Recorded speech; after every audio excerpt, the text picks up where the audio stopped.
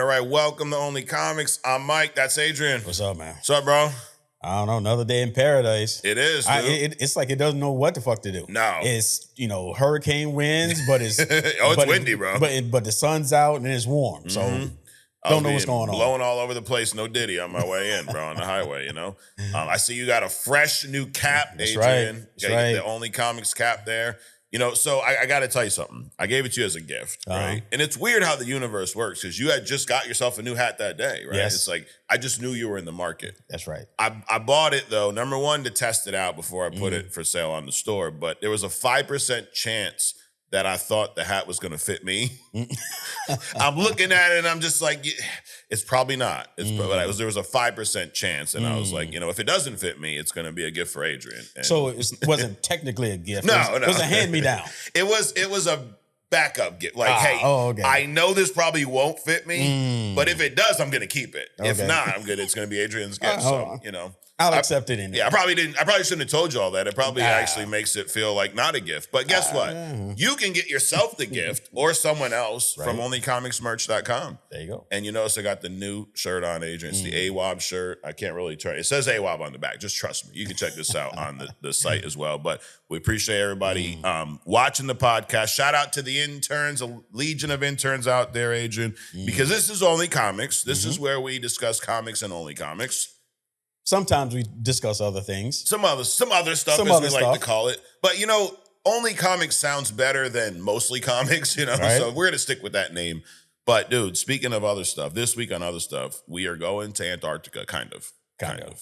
And as far as they will allow us to go. Oh, shit. Holy shit. So if you like to put your tinfoil hats on with us, check out the membership. The link is in... on the YouTube page, on the Spotify page. But let's get into more important stuff, Adrian. The comic book movies, the comic book world. We got guests with us today. We got motherfucking Juggernaut here. We got my girl Scarlet Witch. And we got Adrian, the OG shirt cocker himself. Chucky boy, Charles Xavier. So with the blanket and all, he's got the blanket. So I went on a little, superhero or action figure haul this week, as they call it, So anyways, speaking of superhero stuff, movies, we're in, you said this, we're in the titty meat of the season right now. Yes. Is that accurate? That's correct. Yep. Now we're not sandwiched in between. We're on the outside. We're just getting in because Supergirl drops in a few days. Yep. You are so excited for this. Why you got the Superman shirt? Actually, I didn't even think about it. You forgot all about it. Okay. Tickets or anything. I haven't got tickets yet. You know what though? The good or the bad thing about it is, I don't think it's going to sell out. Correct. I think you could walk up to the theater on Thursday and you'll be able to get 42 seats if you wanted to. Right. Unfortunately. Right. But that drops this week. But more important, you just got your tickets. Spider-Man, brand new day. We watched the trailer. Holy fucking shit, Adrian. Yep. There's a lot going on. There's a lot going on.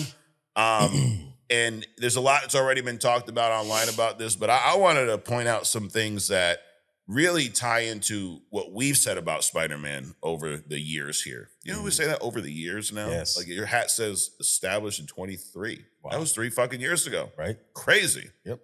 So we're 3 years older than we were when we met you guys, But we've always talked about how strong Spider-Man is. Right. And you don't really get to see that a lot of times in these movies, right? He's always beat up. His powers don't work. Oh, my God. He's crying because MJ don't like... But dude, when he's fighting Scorpion's bitch ass in the beginning of this trailer, and he's got him by his tail and just fucking flinging him around, holy shit. I mean, you're not surprised. No. But it's about fucking time, right? Sure. I mean, even though that's not a lot of weight for him to throw around. He's talking maybe with the suit on, the tail, maybe 400 or 500 pounds. Okay. I mean, he can lift 10 to 12 tons. Yep. So it's not a lot for him to do. So, it's good to see him flex. Oh, yeah. Yeah, that's a great point. Based off of who the character really is, that ain't shit. But the fact that I'm impressed by it means we don't really see that shit with Spider-Man. It's always focused on the agility, the genius, the webbing, the spider sense, and all that. That's another thing that we're seeing in this movie. I guess some of the scenes we see the web shooters, and then we see him dealing with this organic webbing now. I'm okay with it. I'm not bothered by it. I get why they're doing it, but I want to talk about some stupid shit I've heard online about this. Because people act like this is just like common sense. Like, of course he should have web shoot. He got bit by a spider. He should have everything the spider has. Now, you've seen spiders before, right? Yep. You've seen them spitting webs. Do they ejaculate them out of their ass as fast as fucking Spider-Man does out of his web shooters? Not only that, but they have this, speaking of ass, they have this big ass bucket back there, right? Where that shit comes out of. Correct. I mean, he's a thin guy. Where's all this shit coming exactly. from? Right? His ball sack, you know? Yeah, I don't think the ball sack's connected to the wrist. I mean, sometimes it is, but you know. Right. I mean, but so where's this shit coming from? That's another thing. Where's it coming from? A fucking interdimensional fucking portal or something? It always is. It probably is. It's to the spider dimension. Pocket universe. There you go. But at the rate that he's fucking blasting these webs out, that's not what a spider does. I've always seen them fucking attach their shit and slowly fucking spin the thing down. They do some, brilliant work, Adrian. Ask everybody. Everybody loves it. Absolutely. But just like Trump is going to the White House. Dude, looks just like that. You see the pool? The reflecting pools, not reflecting so much. It is toe the fuck up. Like, they didn't know not to use watercolor paints? Like, you're gonna put water in it, bro. Right. Fucking, we spend all this time draining it, painting it, and then before it's dry, you're gonna put the water in. I mean, I don't know what happened. It just looks like that's what happened. Well, he's talking about draining the swamp when he came in. He drained to create a swamp. Right. and it's funny that people, foreigners are coming over and they were like peeling pieces of paint out so they can take it home and sell it on eBay and shit. Like, how ridiculous are you, dude? It's a souvenir. Fucking bullshit. Anyways. But yeah, it is, beautiful work what they do with the web. But that's not how spider webs fucking work. So you can do whatever fuck you want, but here you can't say that. You can't say, of course he should have web shooting out of his wrist organically, because that's what spiders do. They don't do that shit. No, they don't. No. But I like that we're seeing the power of Spider-Man for once. There's a whole lot of mystery still. Like, I feel like this trailer answers some questions, but leads me to a lot more fucking questions. Like, why is his eyes turning black? Right. Are they going to make Spider-Man a mutant? Now, we know the origin with, the spider or whatnot, but that doesn't mean that he wasn't already a mutant. Right. So the spider just could have activated the gene. Yep. I mean, because what happens? All these kids, they have some kind of trauma that activates their shit. Why can't the spider be his activator instead of somebody trying to stone him or pitchfork him or some other bullshit? Now, if they went down that road, you're a Spider-Man fan, comic guy, right? Do you feel that strays too far from who Spider-Man the character is, or would a change like that, making Spider-Man a mutant in the MCU, would that bother you or no? I would be fucking pissed, dude. It's just leave the shit alone. Just leave it the fuck alone, right? I mean, he's been this way for 800,000 years. Why are you going to change it? But it's the spirit of what they're doing now. Sure. They're gender swapping, they're race swapping, they're doing all this fucking swapping now. They're doing this fucking nonsense, dude. And so why not? Why not just make him a mutant and fucking have his eyes turn that? But just give him the ability to turn into a full-blown spider at fucking will. Like, what purpose would that serve? So you're saying you don't like it? No, fuck them. Now, it wouldn't bother me. I don't want him to turn into a full fucking blown spider at will. But if that was how they're going to introduce mutants, I mean, it wouldn't bother me that much. It's bullshit. Jean Grey being in this, possibly. You seen the silhouette, girl with the hood. She's doing this shit. Right. Fucking Hulk, starts spazzing out. There's a good chance Sadie Sink's playing Jean Grey, but there's also a good chance she's playing someone we're not even thinking about, right? Sure. It could be anyone, which I think is cool. But if she is playing Jean Grey, this is another stupid thing I've heard online. That's the theme of this show sometimes. I find stupid things and then I make fun of them. It just, it's entertainment for myself. And gives us something to talk about. Sure. But some people are like, well, it makes no sense to have a Jean Grey show up in a Spider-Man movie, debut in a Spider-Man movie, because she's an X-Men, he's Spider-Man. That doesn't make sense to me. What do you say to that? they're all in the same town. What difference does it fucking make, dude? I mean, Right. it's just as much sense as, you know, a Wolverine showing up or Exactly. or a Daredevil or Deadpool or fucking Hulk or Right. Thor. It doesn't matter, dude. They're all in New York anyway. Mm-hmm. Yeah, who gives a fuck? I'm surprised they haven't fucking shown up sooner. Right, you said that last week talking about Rogue. Like, how come these motherfuckers aren't nearby? Right. Maybe Gene was nearby. Did you ever fucking think of that? Exactly. Shit. Exactly. But I'm gonna, I like to hit people with facts, Adrian. Facts right in the middle of their fucking forehead, okay? So I got some facts for you guys, some MCU facts as to why, if Sadie Sink is playing Jean Grey, and if Jean Grey is making her MCU debut in Spider-Man Brand New Day, why it makes perfect sense. Here's why. Remember a movie called Iron Man 2? Yep. Iron Man's main character? Yep. You remember that Black Widow was introduced to the MCU in that movie? Yep. Okay, is she an Iron Man character? Nope. No, not at all. Remember Thor, the first Thor movie? Yep. Norse god, fucking Mjolnir, oh my God, Loki, Odin, all this shit. Remember that? Hawkeye. Is Hawkeye associated with Asgard in any way, shape, or form? No. He made his MCU debut in a fucking Thor movie. Right. In a fucking crane in the dark. Exactly. So we're gonna go. Jean Grey shouldn't show up in a Spider. They got a closer connection than Hawkeye and Thor. Right. Holy shit. I mean, the list can go on.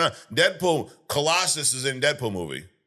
Why? Are they like fucking raised together? Are they brothers or something? And literally no other X-Men. No other X-Men. I works up, Bang Bang Exploder Girl, whatever the fucking name. Negasonic Teenage. Yeah, that How one. about that? Negasonic Teenage Mutant. Is she like Deadpool's friend? I mean, come on. It's happened over and over. I mean, Thor had fucking Hulk guest starring in his movie. Now you can go, they're Avengers. Okay, maybe that one's not as crazy. But the one that sticks out to me is Hawkeye debuted in a Thor movie. Right. Don't tell me anybody shouldn't be in nobody else's movie. Right. Fucking shut the fuck up and enjoy the ride they're taking us on.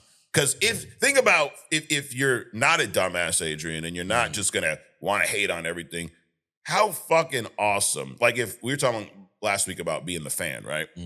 How, as a fan, how awesome is it to think that you're gonna have Spider-Man, a real motherfucking Hulk, and possibly a Jean Grey in the same, and a Punisher, by the way, in the same goddamn movie. Right.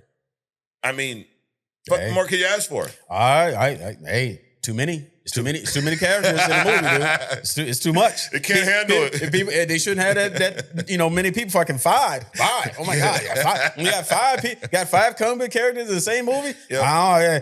You're gonna hear it, dude. You know what I say to that? I say what they have said to me for years here. Read a comic, read a comic, read a comic. Because I saw this one too. Wait, why is Punisher in a Spider-Man movie? That's stupid. Bitch, where the fuck did Punisher make his comic debut? Where was his first appearance? Oh, I'll give you a hint. In a motherfucking Spider-Man comic. So read a comic. Right. Unbelievable. But Hulk is back, Adrian. I see. About fucking time, right? I'm going to call it about, what's that? AFT. A little slow. AFT. About fucking time. It's not going to work, right? AFT. About fuck. Hey, you guys edit that. Don't have me looking stupid in front of everyone. But about time. No more stupid arm breaks. That was almost like you were trying to figure out what number of month is like August or some shit. January, February, March. Hold on, let me count on my feet too. Wait, okay. Shit. But Hulk's back. About fucking time. We see a pretty savage Hulk, right? I mean, going at Spider-Man. Right. And I'm excited to see these two fucking bang it out in this movie. So let me ask this. If Sadie Sink plays Jean Grey, and it appears that, Hulk has this thing on his arm, right? Right. Bruce has this thing on his arm to prevent him from apparently becoming Hulk. He said, if you see this off, run. Yep.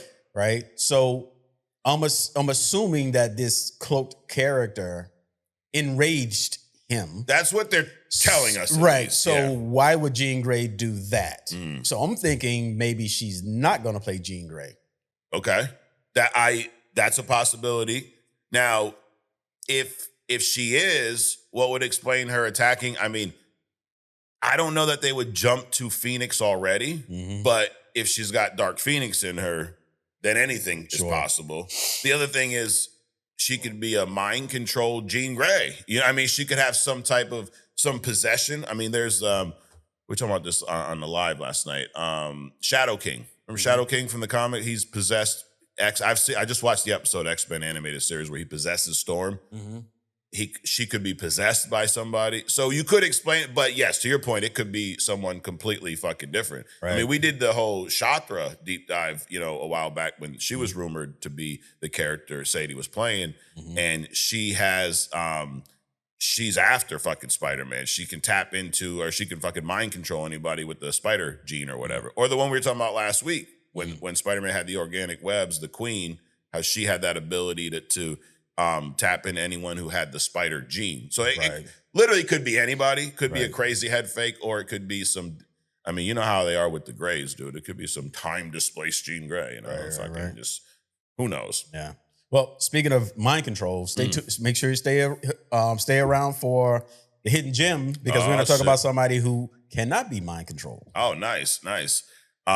It's not Donald Trump, no? No, okay. No. All right, well, I mean, maybe one of these you don't need to mind control him. Just give him 30 seconds. He'll take a nap and, no problem. But Savage Hulk fighting Spidey, I mean, even that, some of the best scenes in the MCU is Savage Hulk fighting people. Right. We had the Iron Man fight in Age of Ultron, the Great Hulk, or a couple Hulk Thor fights.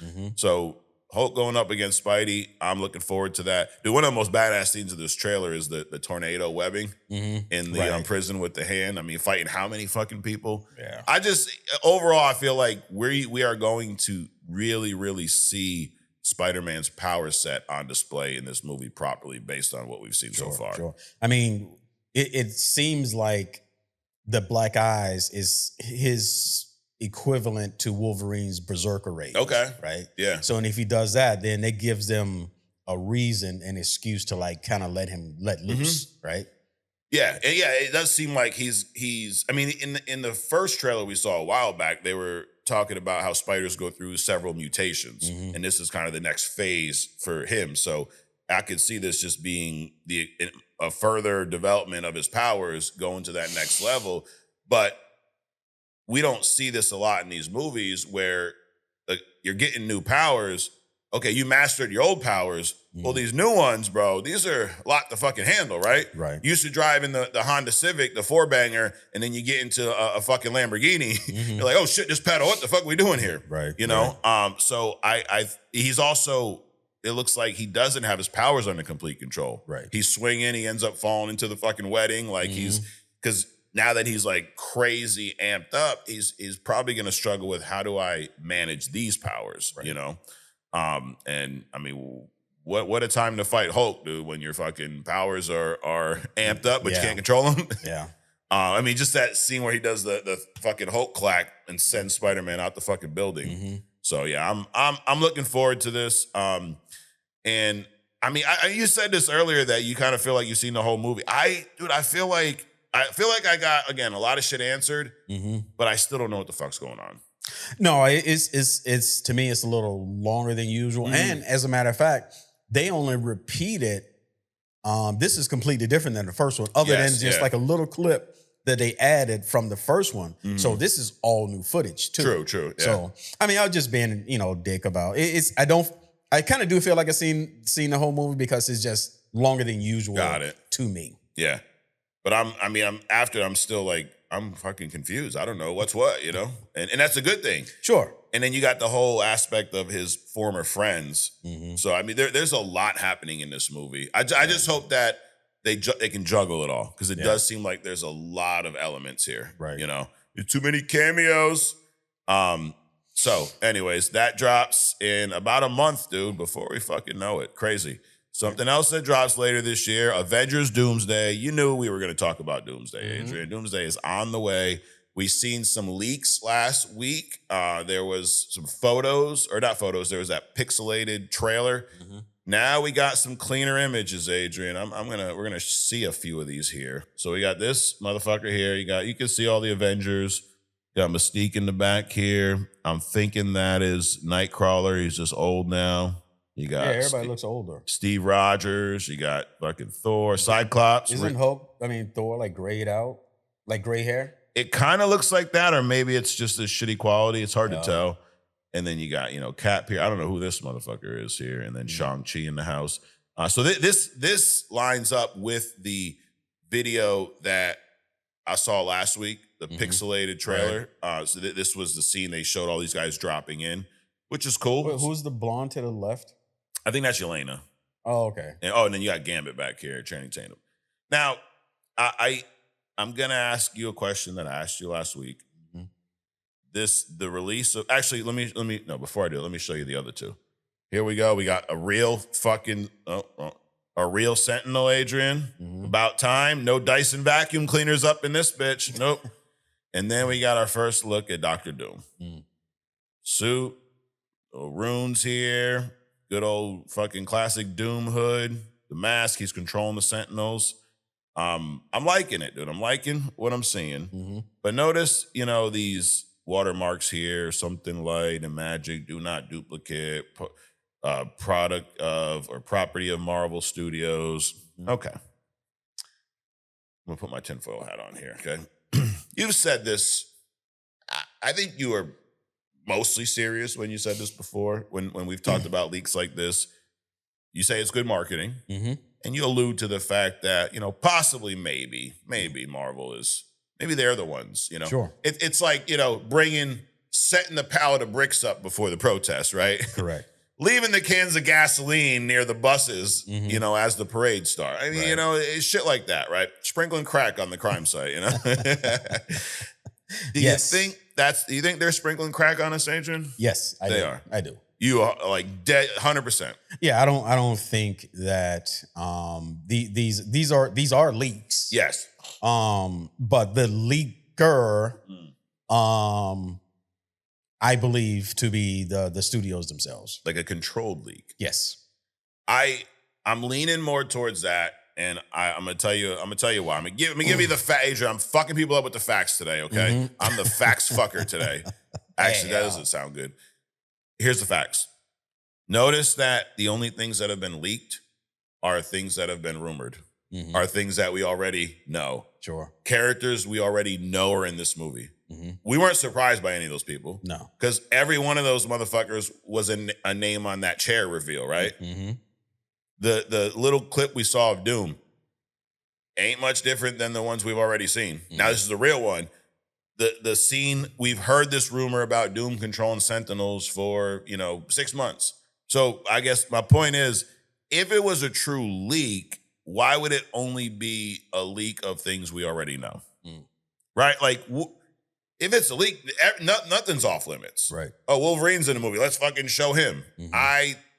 I'm with you, dude. I think this is very intentional. Sure. I think it's genius marketing, by the way. Absolutely. I mean, this movie, we're 6 months out. We haven't seen much of anything. Now, hopefully they don't, spoil it all in the trailer like the week before. But I'm liking what I'm seeing, and I do, but that's I agree with your theory. I do think this is very intentional. Yeah. I mean, they pitch it like it's almost like you go into a theater and you record the movie on your camera, and somebody's head walking back and forth. Right. And shit. It's almost that kind of quality. There's something like sneaky about it. Yeah. That people like that kind of shit. So, hey, why don't we just put it out there? Sure. Right? I mean, we're not showing them anything that people aren't already talking about. Correct. A true leak would be, oh my God, fucking they resurrected Black Panther. Exactly. That kind of shit. Right. That's a leak. Yep. This is marketing. Yeah.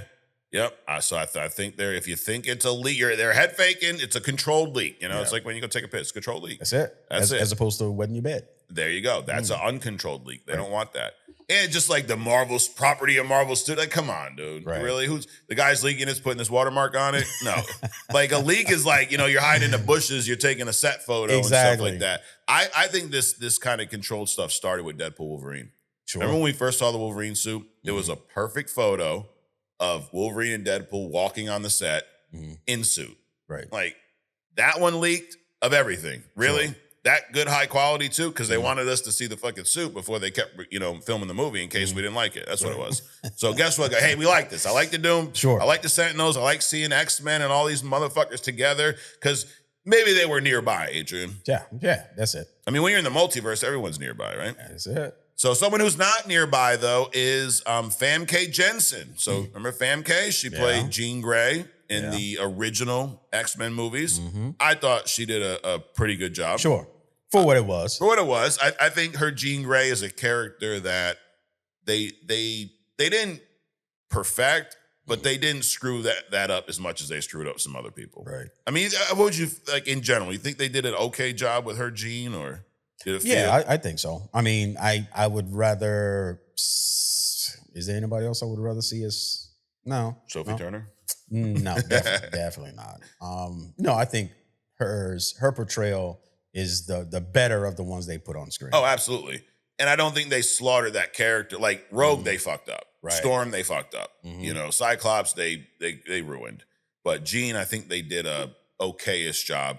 Now, she made some comments, Adrian, because she has not been confirmed for Avengers Doomsday, and it sounds like she's not in Avengers Doomsday, but she says that Marvel made a mistake not asking her to return for Avengers Doomsday. Why, was she gonna go fucking burn the theater down or some shit?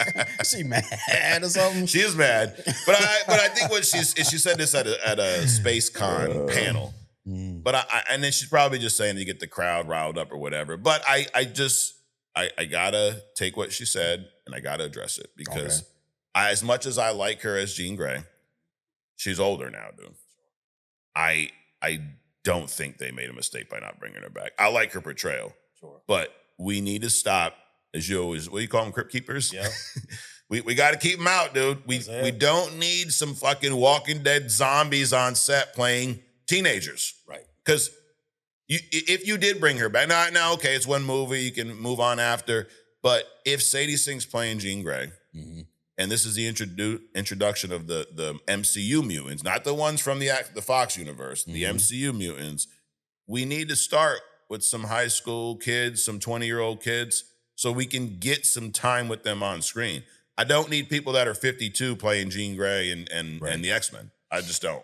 Isn't Marsdale coming back as Cyclops? He is. He's older. I mean, good counter, but I think after Doomsday Secret Wars, we're going to get a new, younger Cyclops. Okay. I think that's going to be that reboot. But I guess my point is good as she was, I don't think it was a mistake. It's not like, bro, you don't have, you don't bring Thor back, that's a mistake in this story, right? You don't bring you don't have Doom in there, it's a mistake. Famke Jensen's Jean Grey, I don't think that's a mistake. So, sorry, Famke. You know, as much as we loved you in the old movies 32 fucking years ago, I think we'll do all right. Supergirl, Adrian, we're going to shift gears. There's another comic studio out there called DC Studios. Who? Yeah. Believe it or not, the shirt you're wearing, Adrian, that's part of it. It's one of their few entities, you know. Right. But Supergirl, opening weekend estimates, they're in now, you know, tickets go on sale so far in advance, right? Like we just bought Spider-Man tickets more than a month before the movie drops. So these studios, they do that for two reasons. One, to promote their shit. Oh my God, get you to, but also for this, so they can project how well is this movie gonna do. Right. And the numbers for Supergirl, not so good so far. Really? Yes. Say it isn't so. And I think I know the reason. And I don't think it's because it's Supergirl or because the movie's not good. I got a better idea of what the reason is. Because so far, all the critics that have seen this movie, not us, by the way, mostly positive reviews. The only negatives they said is the villain's a little underwhelming, which, that's very, unfortunately, or maybe not, maybe it doesn't matter, but that is pretty common in a lot of comic book movies. You're focusing on the hero. Right. The villain's a lot of times underwhelming, whatever.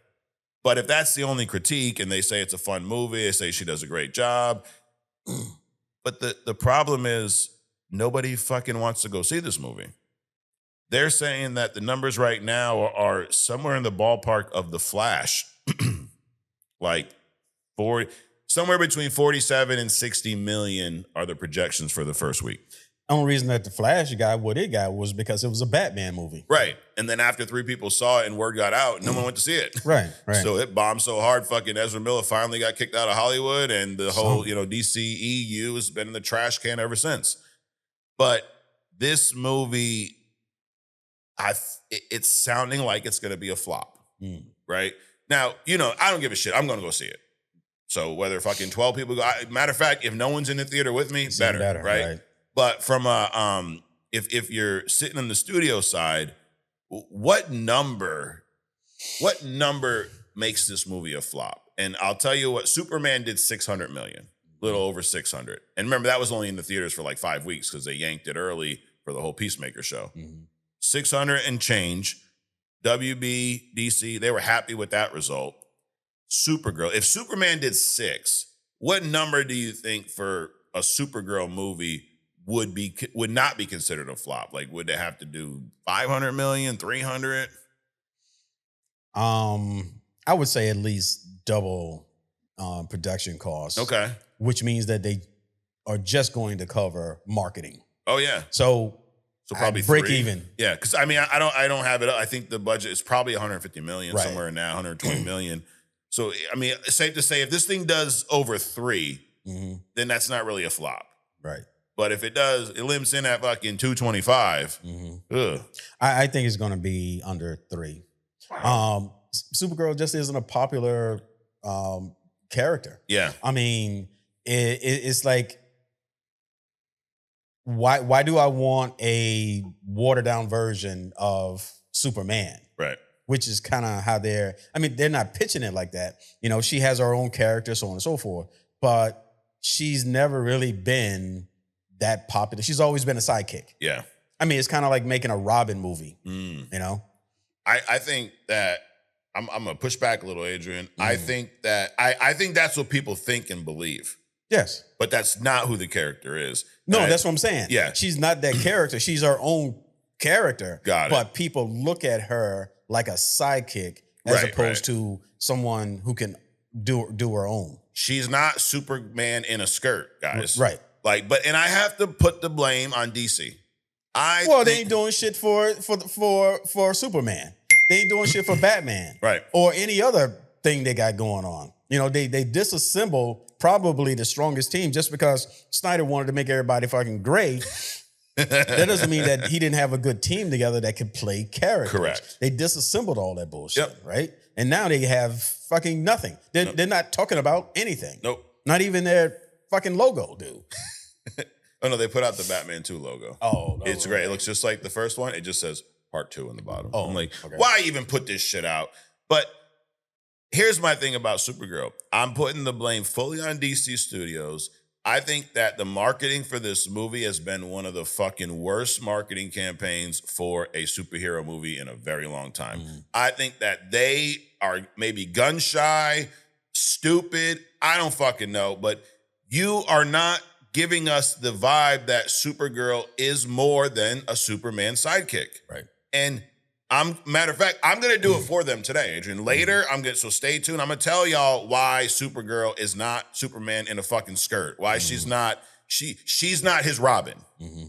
She's a badass fucking chick. Yeah. And we've not got that feeling from any of their marketing. She's just portrayed as some dumbass girl with a fucking dog and who's gonna be cracking jokes with Lobo. It's been a shitty marketing campaign. So the fact that it's gonna flop, unfortunately, that's your fault. Right. You should have you should have had more faith in this. Superman, I enjoyed Superman. It did 600 million in a few weeks. Not a bad fucking starting point. And then you're gonna put this out and be gun shy about pumping out the market. I mean, the marketing I saw was like a KFC meal. Is that really where you want to get? Like, that's where you're gonna get fans of Supergirl at? Right. A fucking KFC bucket? If you spend that kind of money creating a movie of what you think is that caliber, then go balls deep in this shit. Right? Put everything out. Yeah. Don't stop now just because you made them. Movie's over with. And just leave it out a little bit. Just kind of like, skeet a little bit. And the people just come in because her cousin was just out last year. Of course she'll get the same. No, dude. No, it's like, it doesn't work that way. Like, here's how I know it's a failure too. My youngest daughter is 10. She don't want to go see this. Damn. Isn't that's fucked up? Right. If when my son, well, my son's older, but my whole family wants to go see Spider-Man. Now that's Spider-Man. But my youngest daughter, that's the prime age for a movie like this. Sure. A girl who's a badass fucking girl who ain't no damsel in distress, who ain't no little princess, right? Kicking ass. If you're gonna do this, you're gonna put the girl as the main character, then why don't you try to fucking bring in the actual audience that you say you're doing that for? And it's not that she's not a popular character. The TV show, I think, had like 8 seasons or some shit. Oh yeah, the CW, with what's her name? Benoit, whatever. Yep. So popular character. Sure. Just shitty marketing. Shitty ass marketing. Fuck. Like I don't see anything about this. I'm seeing more about Spider-Man that comes out next month than I am Supergirl. There's more marketing around the fucking cap on a Ajax soap dish fucking container than it is for this movie, dude. Crazy. So that's gonna drop this week. I am gonna go see it. And I'm gonna tell all of you guys later what the fuck you need to know about Supergirl before you go see this. And I'm gonna help DC, Adrian. They don't help me, they don't help you, they don't do shit. But what they are doing though is they're putting out some movies. They are part of this titty meat, as you call it. Okay. Sure. So there's a Clayface movie coming Hold on out. before you move on. Yeah. So think it's gonna be better than Disclosure Day? Yes, yeah. 100%. Yes, 1,000,000%. Unfucking believable. Look at the marketing behind that movie, dude. Like, right, that was shit. Oh my god. That's when I got that biggest text. letdown. Yo, dude, this would you say This movie's ass. This movie is ass. Yeah. And it's funny because y'all don't know this, but we tend to not discuss things that we see before the podcast, right? Like, because we want this shit to be straight up I want to find out Adrian's take when you do. But when something's that bad, I couldn't help myself. I'm like, I gotta text, I gotta tell him this movie's fucking ass. Matter of fact, you asked me because I saw it before you, right? Oh yeah. And you were asking me about it, and he was like, "Did you go see it?" I said, "Yep." He's like, "Did you like it?" I was like, "We'll talk about it, on Sunday." He said, "Oh shit, he didn't like it," and then I get that from you the next day and shit. Yep. Because I didn't want to go in like, hey, Adrian didn't like it. Maybe I wanted to go in clean slate. But when you said that, I was like, oh, man, what am I getting myself into? But hey, you know what? It is what it is. Yeah. As you always say, how do you know a good movie? You've seen a bad one. Well, I seen fucking Disclosure Day, so I'll be able to tell if Supergirl is good or bad. But I am kind of looking forward to it. I think it's going to be a fun movie. I'm not going in thinking it's going to be the greatest comic book movie of all time. I think it will be fun. Yeah. I'm just surprised that they're not that everything needs to be girly, but dude, this seems like a great movie for young girls who like comics, right? Like, or like this superhero type content. And they're not marketing it towards, like, my daughter don't fucking want to go to KFC. She'll like some McDonald's, like, I don't know.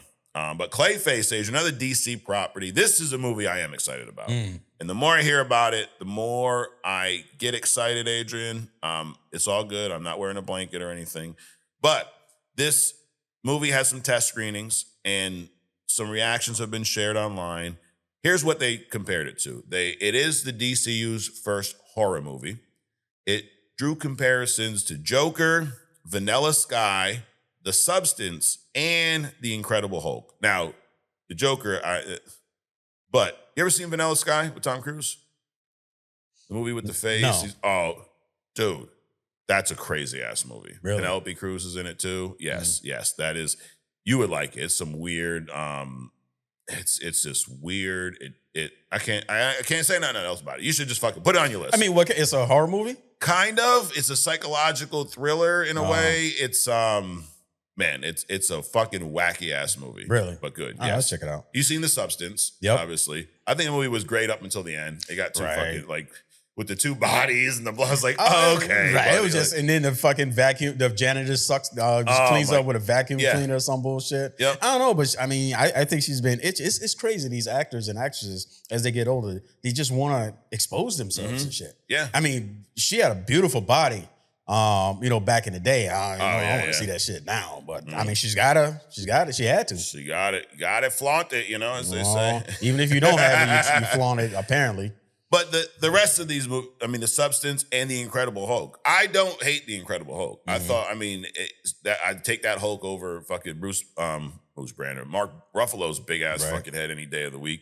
But it based off of this sounds like I'm I'm looking forward to this. And the current runtime on this movie is an hour and 50 minutes, just under 2 hours. Nothing crazy. I don't think a Clayface movie needs to be 2.5 hours. No. I think as much as I was saying, I forget what movie we were talking about recently that seemed like a short movie. Maybe it was Supergirl. But this Clayface standalone, I think an hour 50 minutes is perfect. It's good. So how about you? How are you feeling about Clayface, this movie? I'm definitely looking forward to this. As a matter of fact, I think it's probably one of the top 10 horror movies. I saw some trailers about horror movies coming out, and that was on that list too. Yeah, and we saw that little teaser. I mean, it looks good, dude. Aaron Paul supposedly has just joined the cast. The dude from Breaking Bad, Jesse from Breaking Bad. Oh, okay. Yeah, he's a good actor. I think anything he's in, he usually elevates. So we will see. So Clayface, y'all let me know. What are you more excited for, Supergirl or Clayface? I would probably Clayface. Clayface, yeah. So, well, that is the news and rumors. We're going to wrap this up. A little thumbs up, thumbs down, Adrian, before I get into my Wikipedia reads for the day. I got Wikipedia queued up, Adrian. I got I got full access, yeah. So here we go. Number 1, Spider-Man Brand New Day. Adrian, the trailer dropped. We see a mutant spider, maybe. We see Spider-Man's power. Maybe it's Jean Grey. I don't know. Savage Hulk's back. I'm giving this a thumbs up, dude. Thumbs up. Can't fucking wait. We had some Avengers Doomsday leaks, or as you put it, marketing. Yeah. Marketing. We saw a photo of Robert Downey Jr.'s Doom. We saw some real Sentinels. We saw, a mix of X-Men, Avengers, fucking people they found off the street fighting. I guess a thumbs up. Definitely thumbs up. I mean, someone had the issue with this, like, what is Doom controlling Sentinels? That's stupid. Kang did that in the comics. Is it stupid that Doom's controlling Sentinels? Probably cheaper than creating Doom bots. There you go. But just take over somebody else's shit. Right. Why not? But why not? He has the power to. Like, is that? I mean, you're a Doom guy. Is that crazy to think that Doom would be able to control Sentinels? No, not at all. Yeah, I mean, especially you stealing from what is it, Roxxon Corporation or whoever the fuck makes them. Yeah, Guy Ritchie and all those. Yeah, come on. Anyways, X-Men, former X-Men star Famke Jensen says Marvel made a mistake not asking her to return for Doomsday. I'm just thumbs down. They didn't make a mistake. Yeah. Thumbs down, dude. I mean, you're great in your day. You're great, but even though it is kind of fucked up that they're bringing Marsden back and not her. And probably, maybe he's going to be covered. His face is going to be covered more, but he still looks good. He does, yeah. He looks for his age. Yeah. And I'm thinking that maybe she's older than him anyway. I think so, and I think she probably looks a little older. Right. And I think he's been in a lot more. He's more of a Hollywood star than she is, I would say. She went the route of like TV series and shit, Hey, whatever. Someone that might be going the route of TV series when this movie drops is Millie Alcock. I'm just playing. Supergirl, Adrian. The opening estimates are even lower than they originally projected. They're thinking this movie is going to slide in with some Ezra Miller Flash numbers. Now, I give this a thumbs down, and I'm going to blame DC for your shitty-ass marketing. I agree with that. Thumbs down. Another DC piece of news. Clayface, the test screenings, the reactions. People are liking this movie. They're drawing comparisons to Vanilla Sky, The Substance, Incredible Hulk. Aaron Paul supposedly joined the cast. It's an hour and 50 minutes. I'm giving this thumbs up. Sure, thumbs up. Bring on the fucking Clayface, Adrian. So that is thumbs up, thumbs down. Guys, subscribe if you haven't already. If you want to get into more tinfoil talk, we were talking about Disclosure Day, some aliens. We're gonna talk about Antarctica this week on other stuff. You can join the membership for all of $4.99 a month. It's also a great Father's Day gift. Hey, Adrian, this is airing the day after Father's Day, but happy Father's Day to you. Same to you, sir. And everybody out there, if you're a father, happy Father's Day to you. Now realize this during the live, Adrian. We have a lot of working class people that follow us and support us. And we have a lot of dads too. Yeah. And a lot of present dads, which is, right. You shouldn't, if you don't take care of your kids, fuck you on Father's Day, okay? You don't get a Father's Day. You get a fuck you, motherfucker. Right.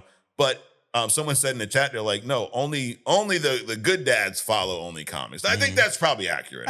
Sounds good. We attract a good tribe. We have a great community. So seriously, shout out to all of you dads out there. Hopefully you're doing some comic book shit with your kids on Father's Day, maybe. And I told my kids, I haven't played Marvel Rivals in a minute, but they just added Cyclops. Oh, yeah? And I said, that's what I want for Father's Day. We're going to fucking play some Marvel Rivals. So, there you go. But right now, what we're going to talk about, Adrian, is someone. Well, I need to get a little hydrated for this one, okay? Here we go. Oh, it's time. It's time. We are going to talk about somebody who we were just talking about. This is the Who the Fuck Is segment. This is where I pull up Wikipedia and read everything Wikipedia has prepared and pretend like it's my own. Right. Just kidding. So this week's Jean Grey. Jean Grey is one that I think Adrian, Charles Xavier might have messed her up worse than the Fox universe. You know, I don't think that, I think Fox did an okay job with her. Now, they did nerf the shit out of her. Yeah. But dude, we're talking about an Omega level, God-tiered motherfucker called Jean Grey. She is one of the most powerful mutants in the comics, period. She's not just the eye candy or the love interest or the third wheel between Logan and Scott's fucking bromance. That's not who she is. She literally is almost a god. She has so much raw, unfucking or limitless psychic power that she has to actively suppress her own mind just to have a normal conversation with you. Right. Like just to sit here, bro, you're at the movies and you know, you go, do you want popcorn? Just for her to say fucking yes or no, dude, she's holding back like a mental tsunami. It's insane. She doesn't just read your mind. Her mutation is based around empathy, okay? So, you know, we're living in this world of, you know, take your feelings into account. You know, you're feeling okay today, Adrian. But her powers are rooted in that. She doesn't just read your mind. She feels everything you feel. She can connect. It's crazy. She can connect to every single living mind on the planet at the same time. At the same fucking time. So this whole empathy, it also becomes a crushing, almost inescapable, suffocating nightmare because that shit's always there. Like think about when you go through a busy mall. Nowadays the malls aren't busy. They're all closing. Right. But remember back in the day, your last minute Christmas shopping, Adrian, it's a couple of days before, and you're like, I gotta get one more gift for my wife. And you go, maybe you don't experience this. Yeah, no, not that at all. But you've been out to the mall when everyone else has been out to the mall. Sure. And you hear everyone's conversation, but it just sounds like loud chatter, right? Right. Imagine that going on in your head times a million all day, every day. Oh, you'd be bashing your head into that fucking microphone right now. So that's what she's got going on. So we were talking about Cable a few weeks ago and how he uses his mutant ability to keep that virus at bay all the time. Well, dude, she's using her own power to keep all of that shit at bay all the fucking time as well. Right. So let's talk about how she discovered her powers. Most mutants, you mentioned, we talked about this earlier, it's usually some traumatic event. It's usually during puberty, right? You're getting hair on your balls and all of a sudden you can fucking move rocks with your mind. I mean, it's just how it works, right? You need deodorant and you can fucking blast fire out of your hands. You know, so that didn't happen to her. Jean got her powers in a horrific fucking way. So she's 10 years old. She's playing in the street with her best friend, Annie Richardson, and boom, car hits Annie. Jean is standing there. Her friend's dying. She's holding her. This trauma of experience. I mean, imagine that, dude, being 10, playing with your best friend, and they get fucking run over and they're dying in your arms at 10 years old. That trauma shatters that dormant X gene, forces it to awaken. And because her powers, her telepathy is based in empathy, she didn't just watch her friend die. She actually felt her friend die. She experienced the sensation of dying because she was there, powers unlocked, and she can feel everything that her friend's feeling. Her mind slipping into this blank void of nothingness alongside her friend. Like, dude, imagine being 10 years old and experiencing your own death. It fucking broke her, dude. It literally put her into a catatonic state. So she's fucked up beyond recognition after this. So what happens? Who shows up, Adrian? Good old, here he is. The blanket wearing, fucking ball head, wheelchair riding motherfucker, Charles Chucky Boy, shirt cocker himself, Xavier.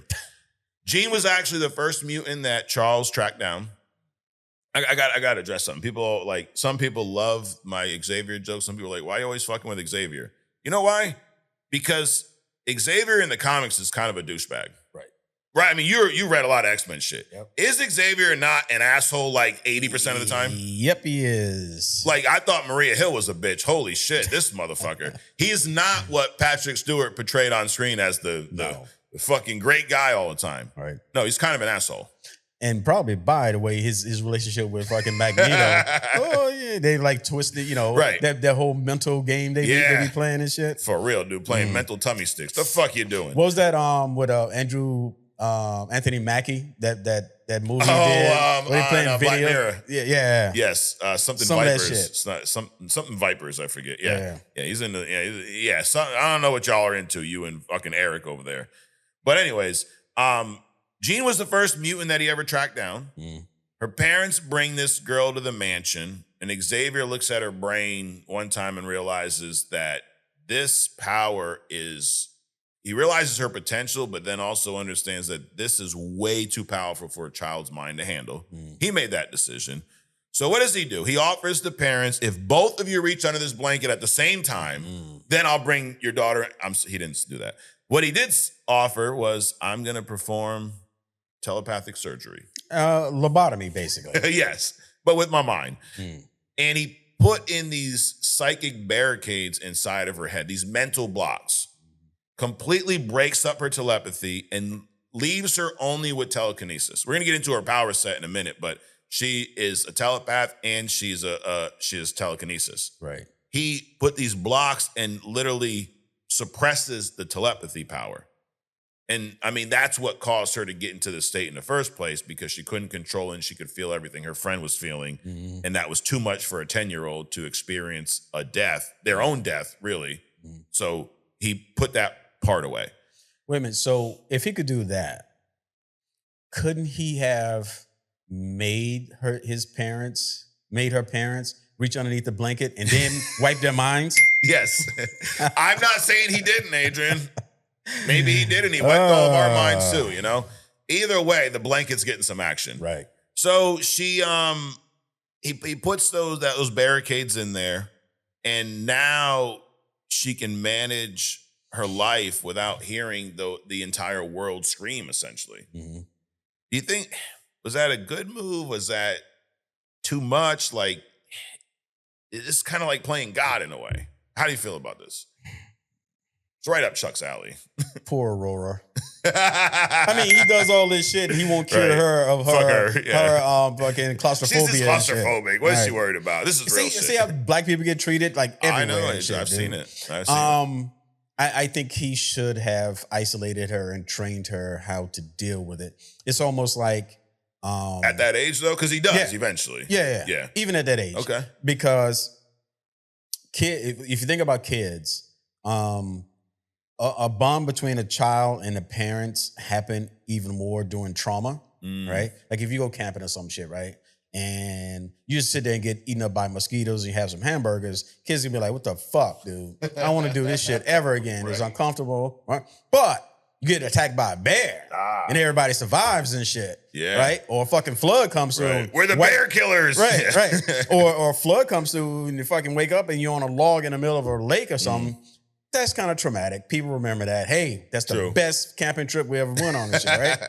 I think also, but seriously, if what I've seen is that if kids go with their parents, even through traumatic times, like extreme poorness, right? You can't eat, you're fucking cold in the house, shit like that. Right. As long as they are with the parent going through that trauma, they will come out on the end stronger, more bonded. So I think instead of wiping that shit out, even if it was with Chuck, right? Right. And he also should have included the parent too, right? Not just fucking take her or whatever the fuck he did.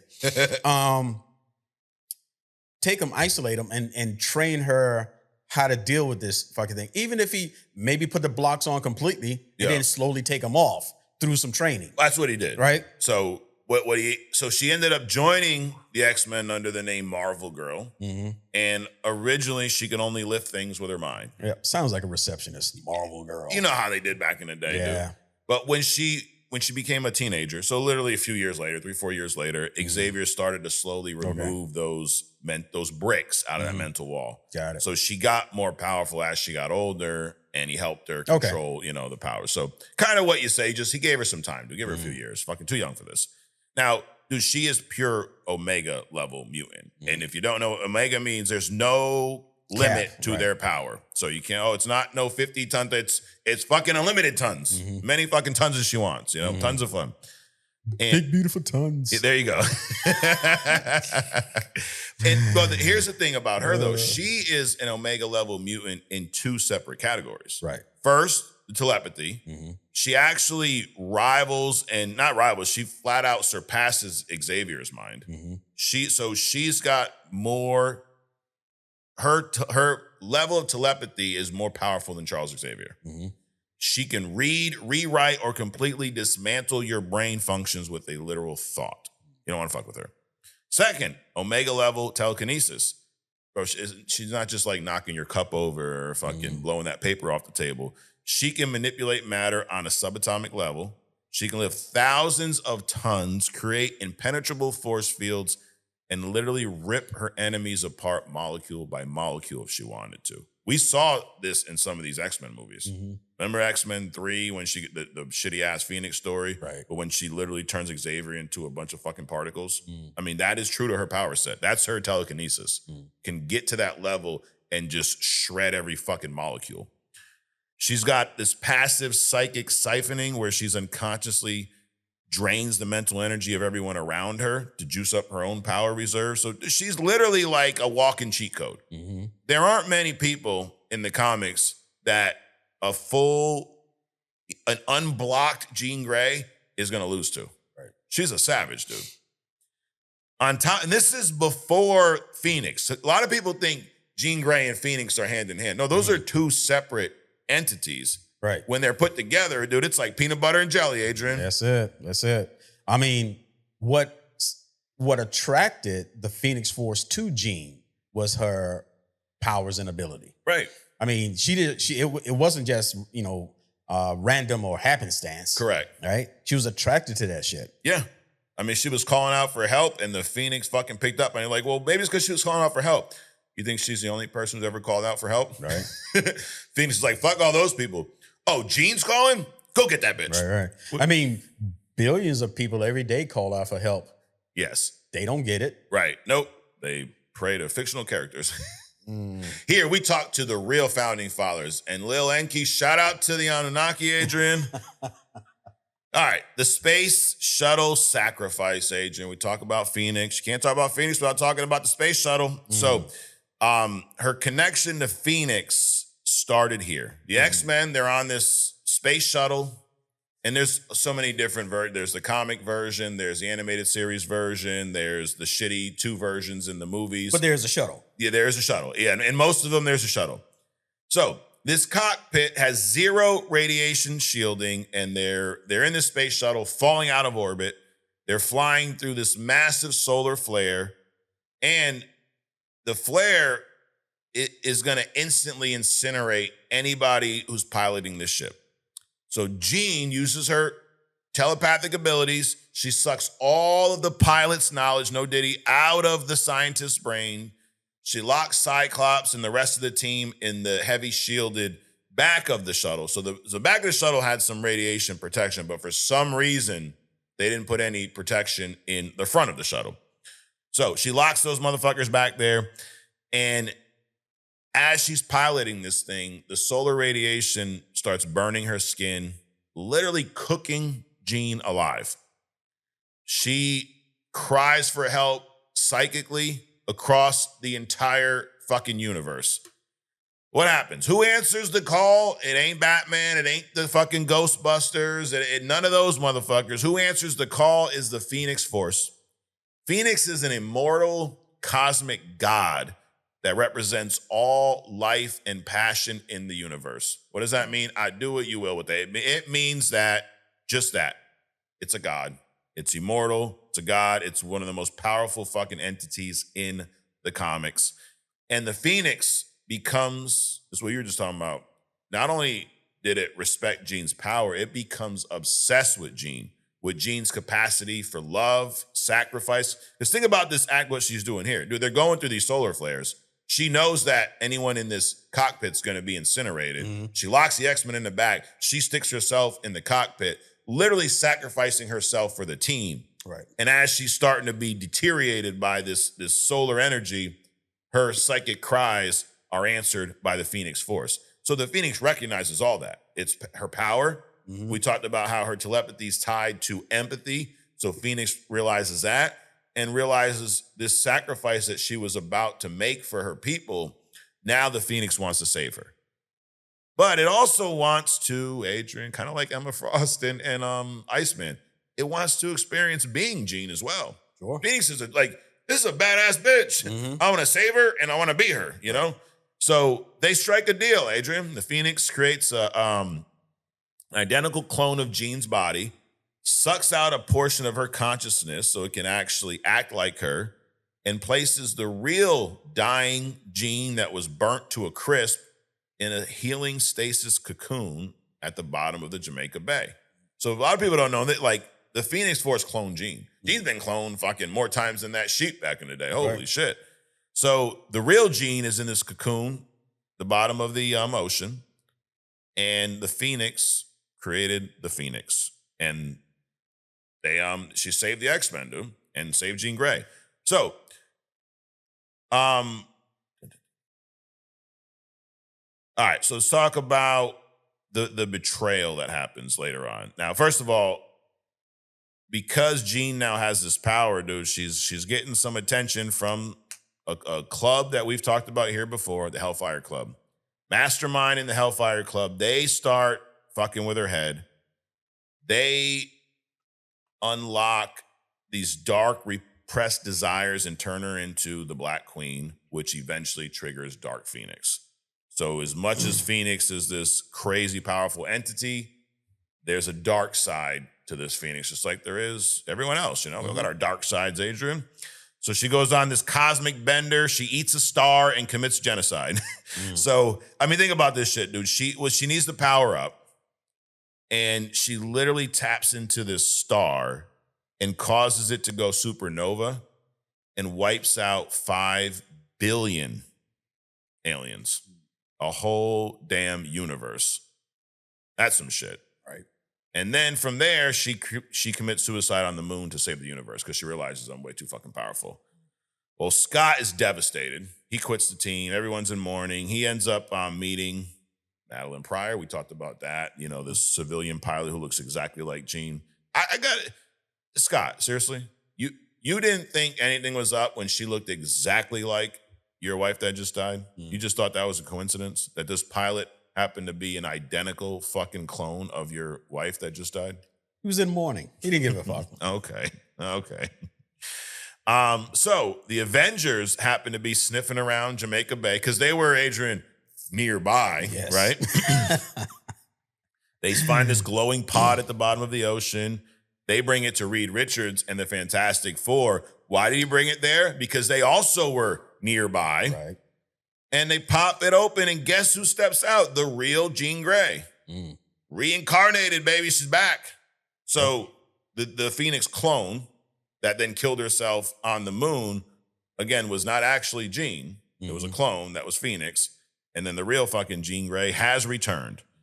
Now, think about how fucked up this is. You think, first of all, you thought she turned into Phoenix. You thought she turned into Dark Phoenix. And then you thought she offed herself to save everyone.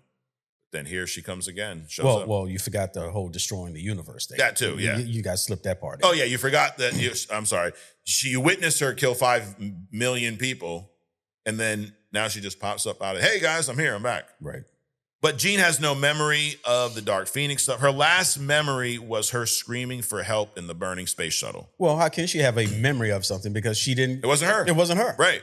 So she wakes up in the Fantastic Four. They got to sit her down and like, yo, while you were taking a nap, this fucking Firebird stole your face and went insane, murdered 5 billion aliens, blew itself on the moon. Your boyfriend married your clone and had a kid with her. Everybody moved on while you were sleeping in the fucking water, bitch. So what happens? Blew herself up on the moon, not blew the moon. Oh, yeah. That's a whole different thing. Yeah, she didn't blow no, that's different. No one's blowing the moon. And what does this do to Jean? Fucking traumatizes her again. Right. Poor Jean, Adrian. She's traumatized at 10. Then she fucking dies trying to save everyone. And then she wakes up to hear what somebody did with her face. And everyone thought it was her. Right. God, can't catch a break.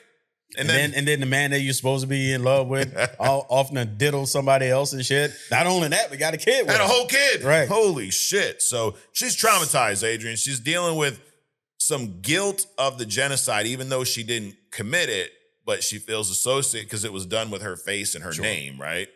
And then Scott, dude, this is where he ruined his reputation for a lot of comic readers for a very long time because, all right, you talked about how he dipped out, got a new wife. He didn't dip out, though. He didn't. She was gone. She was gone. For all intents and purposes, she was legally dead. So that's not the fucked up part. Here's the fucked up part. He gets a phone call from Jean, and he doesn't handle it well. He packs his bags. He walks out on his wife, Madeline, abandons his newborn infant son, Nathan, in Alaska, and rushes back to New York to get to his OG girlfriend, Adrian. Damn. He's like, fuck this new family. I'm going back to the OG. This massive betrayal drives Madeline insane now. So another crazy Jean Grey, right? Pushes her. We talked about this, makes the deal with the demons, and then she turns into the Goblin Queen. Oh my God. She tries to fucking bring hell here to her. I mean, she just goes batshit crazy. Fuck, demonic invasions, broken marriages, mutant civil wars. All of these have happened because Jean Grey woke up from a fucking nap at the bottom of the ocean. Ain't nothing like white woman tears. I guess not, dude. Holy shit. Man. Damn, Scott. So, at the end of the day, Adrian, Jean's entire existence is a balancing act between three things, okay?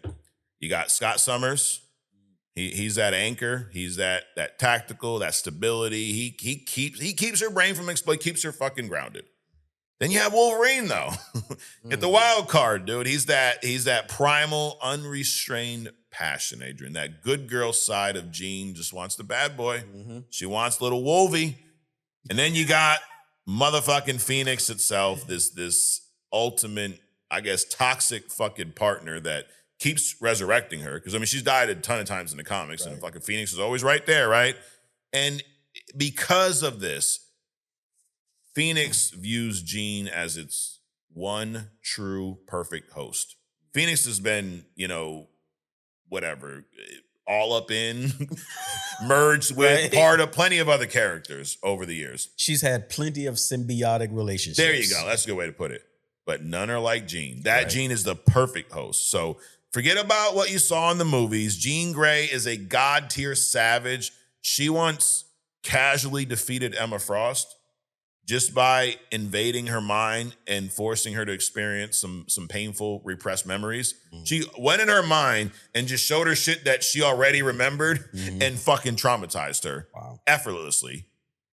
And she is someone who, I said this about Rogue last week, is an absolute X-Men powerhouse. Oh, yeah. This Jean Grey is, like I just said, a god-tier savage of a fucking character. Omega level 2 different ways before the Phoenix. Right. And the fact that the Phoenix, one of the most powerful entities in the entire universe, looks at Jean as the perfect host. So does Cyclops. So does fucking Wolverine. Right. Phenomenal. Amazing character. And they did an okayish job, but they did not give my girl justice in the fucking X-Men movies.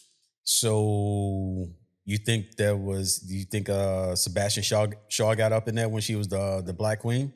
Probably. Everyone's trying to get a piece of Jean, dude. Right. Fuck. So do you think that she could solo the Justice League? Absolutely. Absolutely. Jean Grey could solo the Justice League without Phoenix. Right. Without Phoenix, dude. I mean, dude, if she can if she could attack at the molecular level, couldn't she just disintegrate the whole fucking Justice League in a split second? Yeah. Like if she went full savage. Right. If she feels you're trying to kill Xavier, Cyclops, myself, and she went full savage, she would disintegrate the whole fucking team like that. Right. And you go, oh, well, and you could use my argument, because people, Superman can do X, Y, and Z, but the Boy Scout in and won't let him do that. Okay, maybe she wouldn't do that. Dark Phoenix shows up though. Superman is not invulnerable. Right. He's highly invulnerable. But he's not completely invulnerable. Right. Right. There's plenty of shit that she could do to him. Sure. I mean, besides mind control. Well, first of all, mind control because Superman has been fucking mind controlled by so much shit. I mean, he had a by poison ivy, dude. Well, like, come on. Well, not only that, but he had a fucking plant that he got off a planet, some dying planet. Keep it around the Fortress of Solitude. It jumped on him, and he was being mind controlled for fucking years. Right. Nobody even knew it. Yep. Or in Hush, when Poison Ivy's got a mind control for fucking months as her little fucking pet. Right. It's Poison Ivy, dude. Like, would she overpower him? Come on, get the fuck out of here. Right. So yes, Adrian, answer your question, sir. Jean Grey would fucking destroy the Justice League. It would happen in a mid-credit scene before the credits even end, dude. Yeah, but hey guys, watch this real quick. Poof. All right, next. Right. Like, holy shit. All right, next question. Jean v. Wanda. I fucking knew you were gonna ask me, Adrian. Oh man, I think this is a 50. I think if they fight 10 times, Jean wins 5. I think it's a toss up. I'm gonna lean. You see, I got her here today. Right. Okay? I'm gonna lean towards my queen, our queen, everyone's queen, Wanda, because of just the chaos element. Like it would probably come down to. I don't think Jean's first strike would be to kill. I think Wanda's first strike would be, if she knew it was, hey, we're fighting to the death, she'd just rewrite reality and there's no more Jean Grey. What if she said no more Jean Grey? No more mutants, you're done. Right. So I have to give the edge to Wanda. So I'd say, hey, 6 times Wanda wins, 4 times Jean wins. It'd be a hell of a fucking battle, dude. Okay. What about you?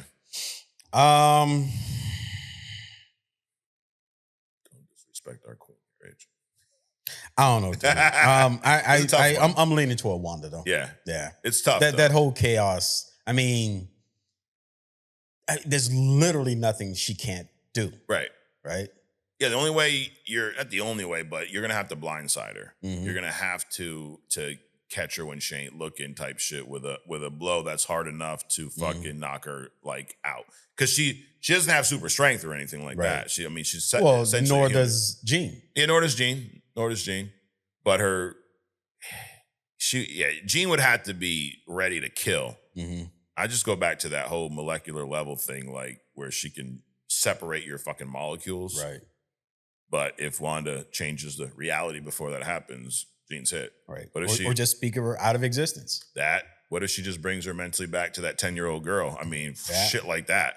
Mm-hmm. But then again, you can go, well, Jean could bring Scarlet Witch back to some traumatizing shit from, So it'd be fun, dude. Mm-hmm. I would hope we fucking get to see it at some point. Mm-hmm. Holy shit.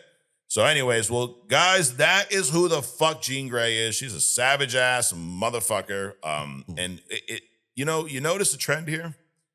I'll give you the trend, Adrian. We're talking about X-Men, and we're talking about a bunch of savage ass motherfuckers. Right. Is that a coincidence? Absolutely not, because we're gonna get into some more savage motherfuckers later. Oh shit! Is it an X-Men? We shall see. Okay, you didn't say no, so, but I mean the point I'm making is the X-Men are fucking savages, dude. Like absolutely. We said this a few years ago here, and a bunch of stupid people online thought we were crazy because they only watch the movies, even though they tell us read a comic. But we said the X-Men would destroy the Justice League. Right. And I stand behind that, even more now. Mm-hmm. The X-Men would destroy the Avengers. They would destroy the Fantastic Four. They would destroy the fucking Justice League. Is that crazy to say? Is that crazy to hear, Adrian? Nope. No. With ease. They're too deep, dude. And if Chuck brings out that fucking blanket and starts whipping people, it's a wrap, dude. What? Fuck. You see that shit in slow motion. Then he stands up, bitches, I can walk. Right. And everybody's, the Flash be like stopping and shit. Yeah. Oh, what's happening? Right. What's going on? That fucking slow motion shit. Chuck stands up. Bing, bitches. Fucking shirt cocking, whacking everybody with his fucking telepathic willy. Anyways, moving on, Adrian. We are on the road to Doomsday. We know it. Doomsday, as we call it. Doomsday. This past week, like the Doomsday, like the reflecting pond. Yeah. Fucking. He came in the office talking about draining the swamp. He actually created a swamp. Yes, it reversed. Is fucking reverse psychology. Dude. Right. He's a hell of a marketer, you know. Hey, he gets people to talk about him. DC, take some fucking lessons from your boy here. Yo, but he is doing something fucking foul. Okay. All these distractions, Yes. the reflecting pond, the ballroom. He's taking a fucking UFC jet. fight. The UFC fight. He's taking a jet from Qatar instead of the Air Force One. I mean, all of this bullshit, trying to take over other countries and invading more countries and all this shit. He's doing something fucking foul on the back end. Yep. Or his 80-year-old ass. He's like, fuck it. I'm going out anyway. Could be that. You know, could fuck be it. that, dude. I'm gonna make all my buddies rich and fucking I'm out. Bitch. He's 80. How many years he really got left, dude? Shit. So, anyways, the road to Doomsday, Adrian, the real Doomsday, the one that fucking matters. This week it was Loki season 2. This was a phenomenal show. I had a lot of fun rewatching this show. We're talking about some of the production here. Just like season 1, this was a big budget show. Season 2, the budget was $141 million for 6 episodes. Here's the kicker, though. We're not talking about this show this week, but Secret Invasion came out the same year as Loki season 2. What a contrast, right? Like, what an amazing show and what a fucking piece of shit all in the same year. The budget for that piece of shit show was $212 million. Secret Invasion. Yes, because the fucking $200 million of it was on that last scene with all those powers and all that bullshit. Right. Anyways, Loki, though, I think looked 10 times better from a visual stamp. Like the everything about that, and it was done for $70 million less of Secret Invasion. So I don't think it was so much the production of Secret Invasion as it was just the overall disappointment in how lackluster the movie was. Oh yeah. So it's kind of like it's not as bad as it was disappointing. It was bad, sure, but it was more disappointing. Especially how amazing of a story Secret Invasion truly is. But our whole nearby. There's no one's fucking nearby in this Secret Invasion. The Secret Invasion comic, everybody's fucking nearby. Right. And then there's a whole nother fucking version of everybody nearby. There's variants, too many cameos.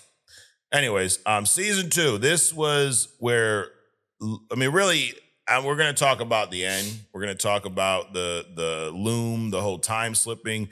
We see Loki really, really evolve as a character in this show, specifically this second season. But we also see him really tap into his powers and his magic like we've never seen before. Because Asgardians, first of all, he's not really an Asgardian. He's a fucking elf. But there's some powerful, powerful fucking beings. And we always, you think Thor, you think the strength, the thunder, but Loki is a master at magic. His mom's a fucking witch, right? Right.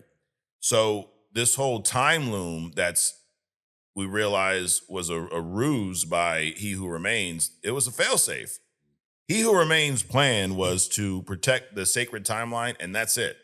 And this time loom was designed that if this fucking happens where all these branching realities are being created and it becomes too much, this time loom is going to bust and destroy all of the realities that are not the sacred timeline.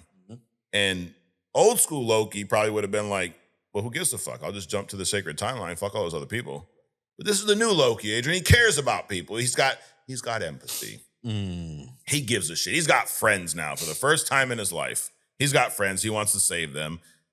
And he's got a version of himself that he wants to fuck. Yeah, exactly. He wants to fuck himself, not in the bad way. Or maybe no hands required. Who knows? But that's kind of the big reveal in this, that temporal loom, temporal loom as they call it. It was He Who Remains fucking, plan, his ultimate plan. Now, I want to talk about He Who Remains and Jonathan Majors, and I'm a big fan of Doom. I think Doom as a character is a improvement over Kang, but I do think it motherfucking sucks moose cock and balls that we're not going to have Jonathan Majors as any of these characters. Well, I shouldn't say that because you never know. Sure. But he should. How about this? Let me backtrack. Even though we moved on to Doom and Kang's not the big bad, there's no Kang Dynasty. Jonathan Majors, Kang, He Who Remains, Victor Timely, fucking Thomas Time, whoever the fuck it is, should be in Doomsday and or Secret War. Is that fair? Yep. He absolutely destroyed this role. He Who Remains was a phenomenal character. And the contrast between He Who Remains and Victor Timely was, I mean, it was amazing to see on screen. What an amazing actor. Yep. So he should 100% be in one of these Avengers movies, if not both. Well, he's with Megan Good now, so he's doomed. He's doing. Is that what it is? She's saving him, Adrian. Sure. No, I say that in jest, but I like Megan Good as an actress or as an actor, as they call it everybody now. And it's interesting to see them two, but I agree. I think he's a phenomenal actor, and to be able to switch like that roles in a movie, that's phenomenal acting. Right. That's insane, dude. And made a character, He Who Remains, who's like, I mean, no one gave a fuck about He Who Remains prior to this. I mean, he made that character as awesome as Loki is, he made this character stand out in an amazing show. Well, he made the character so much more than what it was that they were going to build a whole universe of movies around the character. Right. Nobody gave a fuck about Kane. Hell Who the fuck no. is Kane? Right. This fucking purple-headed motherfucker in the future. Oh, you show up with your little future tech. Think you're cool? Fuck you, bitch. But Loki, he masters his time slipping, which I think was cool. Like it really, you think of Loki prior to this as just a joke, a clown, right? But he's got so much potential. That's kind of the theme of this whole fucking show is like, dude, you got so much potential, but you're just an asshole. You're so worried about stealing the throne from your brother, your dad for this. Right. You have a bigger purpose out there, pretty much. This whole, glorious purpose. You have a bigger purpose. Your purpose ain't to fucking rule Earth and beat the Avengers. You could do so much more. It's interesting that at the same time you have Jonathan Majors embodying this He Who Remains, and then you got what's his name, Hiddle or some shit. Hiddleston embodying this Loki character. Yep. I mean, you got two characters that nobody really gave a fuck about. Right, not at this level. And then you just magnified them. Right. But hey, like, dude, if someone said in little tinfoil hat here, is that a conspiracy? What? You can only have one of them. Let's get rid of the black dude. Yes. I mean, because they came up kind of the same time, right? Right. I mean, they were both fucking knocking it out the park. That's it. That's why they made him black. So they're gonna get rid of him, Adrian. But dude, if somebody told you in 2009 that we're gonna make a Loki show, you'd have been like, "Get the fuck out of here!" Right? Who wants a Loki show? But this was phenomenal. The big scene, it's probably one of the best scenes in the MCU is the end scene when Loki realizes that it's not the tech that's going to save the multiverse. He realizes that he's got to make a sacrifice. Right. We're not going to go, we all seen it, I seen it, but so I'm not going to go through how he got there. But when he realizes that the only way he's going to do this is using his power, his magic, he fucking walks out on the plank. And then you see the stupid clothes start to rip off. You get the full Loki gear, the horns and all that shit. And he starts grabbing these fucking space green dicks, or Vine, whatever. I mean, decaying timelines with his bare hands. I mean, just think about that. How many times did Victor go out there with a spacesuit and get spaghettified? Right. Loki's just walking through that shit like, I got this shit. He's another one where you never really get to see how powerful he is because it's always the jokes, the illusions, the fuckery. But dude, he's literally re-energizing these decaying timelines, and then he weaves them into that the world tree. And now he's sitting out there in the middle of nowhere, just holding these green vines, protecting the sacred timeline. While the TVA's new mission is to hunt down Kang variants to prevent this multiversal war. So I think, while they're doing that, I think Doom's coming in like, while you guys are distracted hunting down these Kangs, he just set up a perfect scenario for me. Y'all are looking for this motherfucker. Let me slide in and show you what I got, bitch. Doom doing some Trump shit. He is. Oh, yeah. Look at this green water. Look at this this ballroom. Look at this fucking substitute Air Force One. He's in the back cooking up some devious shit. Yep. Abso-fucking-lutely. So that was Loki really achieving his glorious purpose. And I think that was cool too, how the first episode of the first season was named Glorious Purpose. So was the last episode of season 2. Same name, but completely different purpose. And where now, Loki he's sitting there for infinity. Like, right. He's not like powering anything. He's really just sitting there making sure that the multiverse is sustained. He's a battery pretty much. Kind of feels like a Molecule Man in a way from the Secret Wars comics, right? Sure. He's a living temporal battery. He's not ruling the multiverse. He's not controlling what's happening. He's just sitting there in isolation, acting as an anchor that keeps all the realities alive so that everybody has free will. That was the kind of big concept of this show too. Like, you should have free will. It shouldn't be predetermined. It shouldn't be what you have to die this day because of this. Everyone in the multiverse should have free will. And Loki sacrifices his life to ensure that happens, because of some friends that he had, Sure. But yeah, I do. It was fun. It was fun to go back through this. And I think my biggest takeaway this time was how powerful Loki actually is. And dude, this sets up a lot. It sets up the TVA to be a major, I say major, but at least be a piece of this story. I think it sets up Battleworld. I think Battleworld is going to be very similar to The Void. I think they planted that, that idea in our head of what The Void is, so that's an easy explanation of what Battleworld is when we get there. We've already seen multiverse travel. We've already seen time slipping, people bouncing on. So really what this show does is I think it puts everything on the table for Doomsday and Secret Wars. You don't have to explain shit. You can bring fucking 3 Black Panthers walking together with fucking 8 Thors, 4 Hulks, and a couple, Hawkeyes if you want. Yep. Maybe leave out the Hawkeyes. Yeah, maybe. Xavier can have 12 blankets if he wants, all from different universes. A green one, a blue one, one with a hole in it. You never know, But it was fun to go back through this. And it set up Deadpool and Wolverine perfectly, managing those rogue timelines and all that shit. But now you got Loki holding the multiverse together, locking himself away.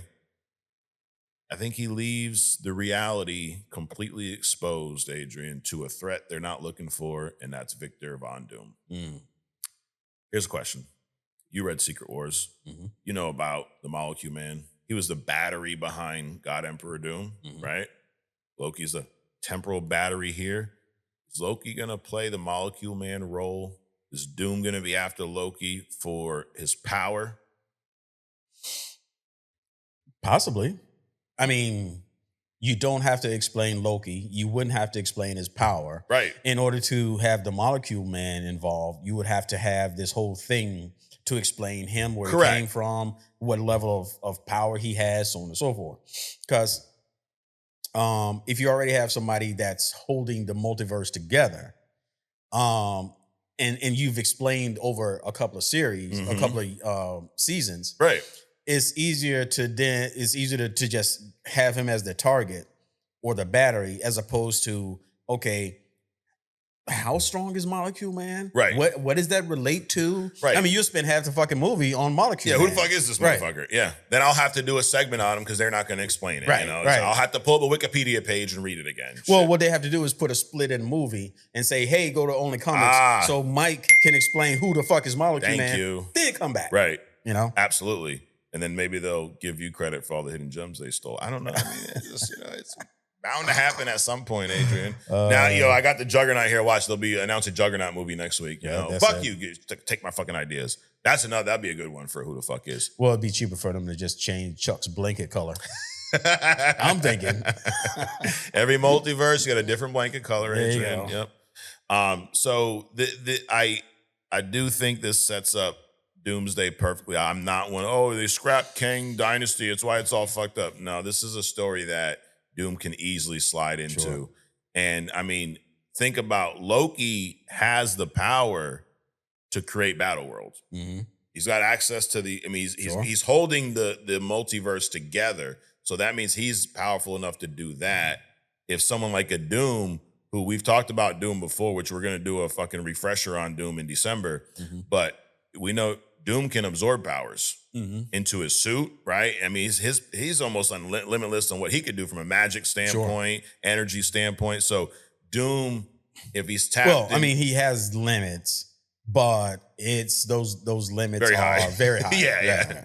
Yeah, limit way above most people. Yeah, you're right. He wouldn't be. He's not a mutant, but he wouldn't be Omega level. But holy shit, he's up there, dude. Yeah. But so he could easily tap into Loki's power, use him as that battery, same way Molecule Man was used, and create his version of Battle World for Secret Wars. I mean, he's stolen Galactus shit. He stole Silver Surfer's surfboard. Right. I mean, he's done some crazy Absolutely. shit, dude. So yeah, I mean, he would figure out a way to do it. And there's talks about, or rumors with this whole the runes on his suit and stuff, that does he kill some Avengers and steal their powers, right? Does he take out Thor and now steal some of Thor's abilities and embed that directly into his suit? It's just, I'm getting goosebumps here, Adrian.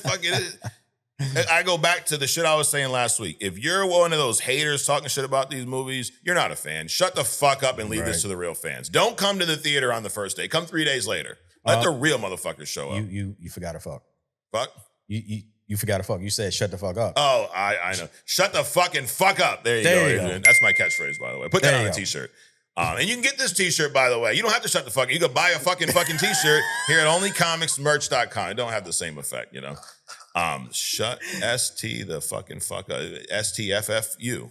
I don't know. It doesn't. Put that on a hat. All right, we're gonna move on. I'm gonna fix another problem for everyone here, Adrian.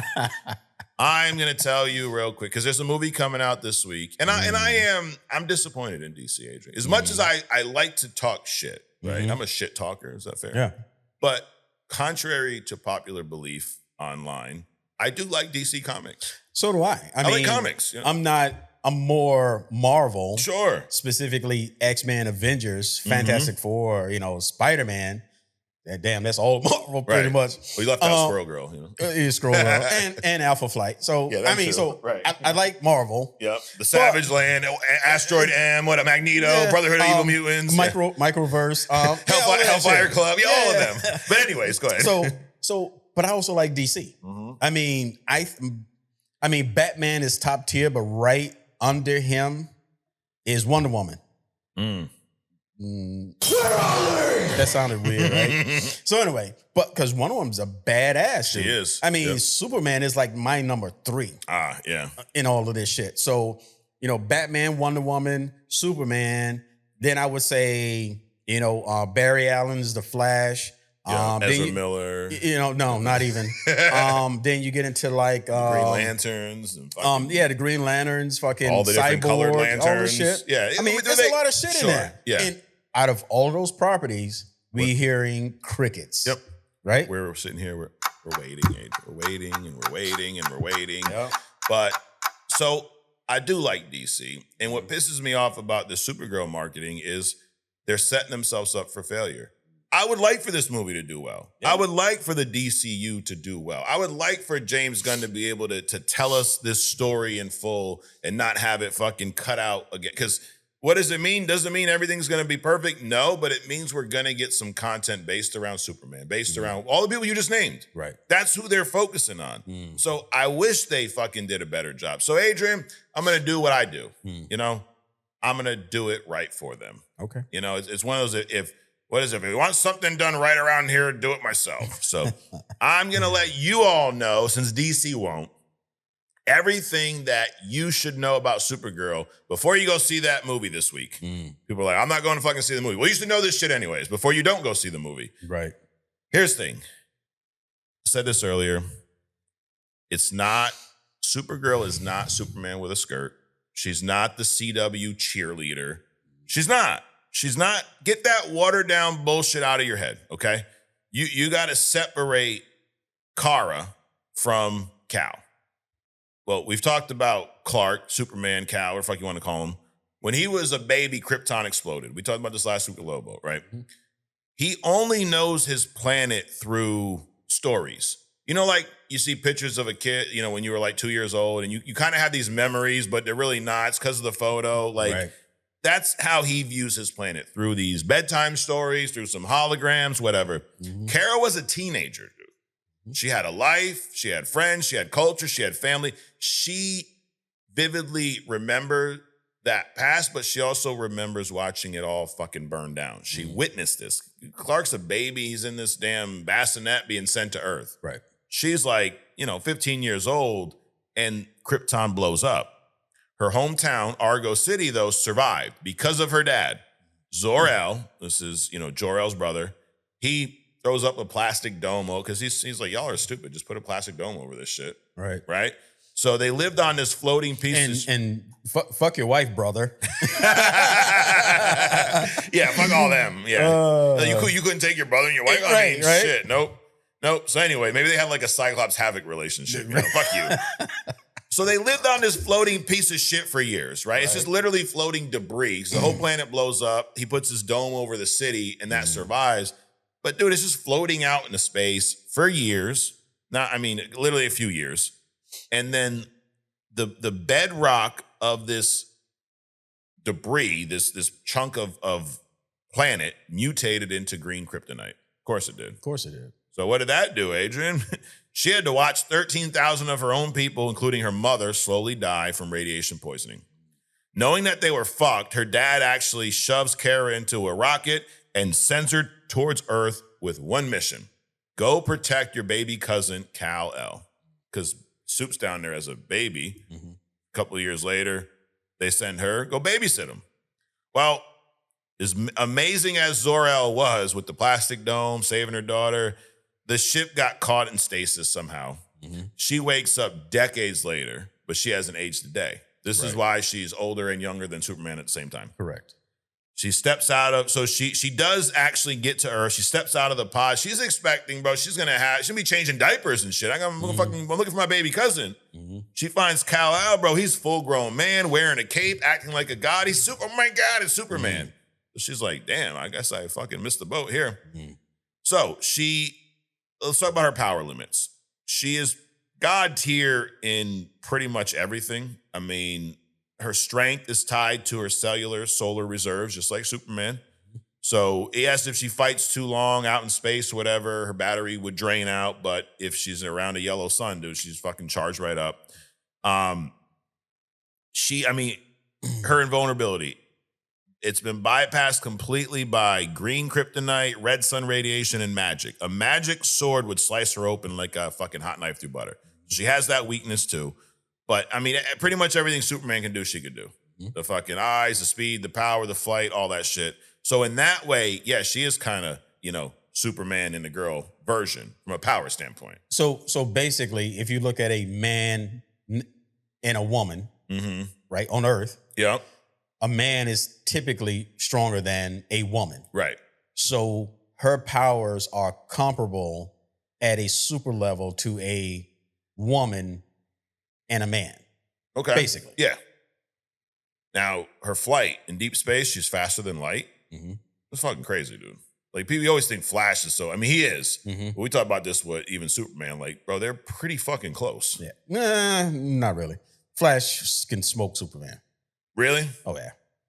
Okay. But second tier, who's next? Superman. Yes. Yeah. Now, that's in space, though. So in space, she's faster than light. But in Earth's atmosphere, she's limited by our fucking physics. Right. If she goes too fast, you get sonic booms, all that shit, right? Mm-hmm. They're not big on sonic booms in the cities. You fucking wreck things up, ignite the atmosphere, all kinds of shit. Take 10 hours to get across the pond, even though you can do fucking supersonic, over international waters. It's too noisy, Adrian. But jets don't run on fuel anyway. Oh, that's another theory. That's tinfoil. Tinfoil hat discussion. Other stuff. Sign up. You might hear that too. So you never know. Her heat her heat vision, if she pushes it to the max, she can trigger a damn solar flare. So she's fucking powerful, dude. Sure. She's nothing to sneeze at, as they say. Mm-hmm. The biggest difference, though, between her and Clark and why she is, like, I'd say this, she's more dangerous than Clark. Sure. Because since he was a toddler, Superman trained himself to hold back, a lot like we're talking about with Jean. Mm-hmm. He doesn't want to break the cardboard world around him. He's so powerful, right? Kara got her powers instantly as a traumatized, angry teenager.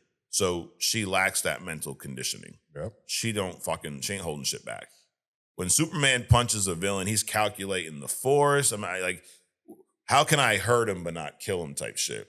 Supergirl don't give a fuck, dude. She's swinging with every ounce of rage she has. Batman has actually gone on record saying that her initial strikes hit harder than Superman's. Sure. Because she's not holding back. Right. Batman actually respects her more than Superman in some ways. So this story, it was based on this new movie, supposedly was influenced by Women of Tomorrow, which is a Tom King written comic book. And the comic, it's a gritty kind of, it's almost like a deep space Western. It opens on Kara's 21st birthday. She doesn't go to a club on Earth. She flies to some unnamed planet orbiting a red sun. Why should she go to a red sun, Adrian? So she can get twisted. Because they lose their powers on a red sun planet, right? So she strips away her invulnerability, which would protect her from getting drunk on Earth. And she gets drunk at the bar, and she's getting drunk, but she's also feeling the pain, reliving the pain of watching her civilization die. She's depressed, dude. Sure. I mean, think about it. 15, your whole fucking world dies around you. You're the sole survivor. And then you think you're supposed to show up to take care of this toddler, and he's a grown-ass man. He don't need your help. You have no purpose. Right. And now you're 21. Great. Well, there's another factor, and I don't know if you're going to cover that, but she grew up in a civilization that's technologically thousands of years ahead of Earth. Oh, yeah. I mean, Earth people are like fucking worms to her. Right. There's nobody but Clark that she can really talk to. Mm-hmm. She's smarter than fucking everybody. Right. They're driving around in these cars and shit, and it's just everything's ancient to her. Yeah. So not only did she go through that trauma twice, right? Krypton blowing up once, then fucking floating on this rock, and then watching everybody around her dying from poison. Right. Then she wakes up extra traumatized because she missed the boat, right? She's fucking out for decades. And now she's watching this, this kid going, she's just useless. Yep. She's useless, bored, and a teenage, so she's angry. Yep. So it makes sense why she would want to go to, I mean, dude, if I lived through that and I'm 21, I'm going to a fucking red planet too, or red sun planet. I'm getting fucked up.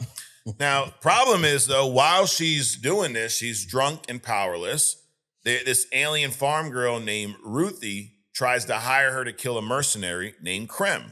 This is the fucking the Guardians of the Galaxy Ravager lookalike, leftover or whatever. So Krem shows up, though. He shoots Crypto with a poisoned arrow, steals her spaceship, leaves them stranded.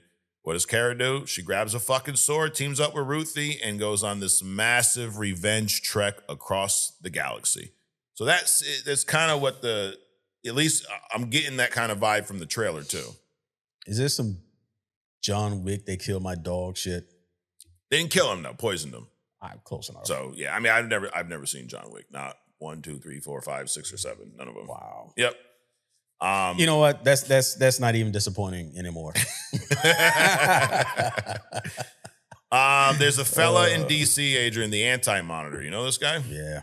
So in Crisis on Infinite Earths, he's got Superman dead to rights, dude, and Kara blitzes this cosmic multiverse destroying god, Anti-Monitor, hits him so hard she physically shatters his armor, which is supposedly unbreachable, saves the multiverse, but pushed her way past her physical limits and died from his antimatter blast. She actually died here.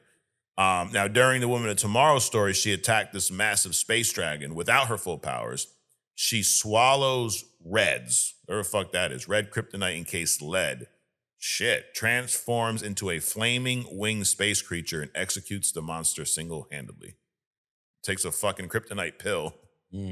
Holy shit. So she's unhinged, I think, in a lot of ways. Yeah, She's a lot rougher around the edges. And I think to me, this is more intriguing than a Superman who's a Boy Scout. And like, I like the Superman movie. I did. But this has, at least reading through this, there's a lot more intrigue for me than anything they fucking showed me. Well, it's kind of like watching a Superman movie versus a Daredevil movie. Yeah. Daredevil is more grounded. Spider-Man is more grounded. Supergirl is more grounded, more real than this, this Boy Scout God, thing that's happening. Yeah. And she's got a pretty toxic relationship with Superman. Yeah.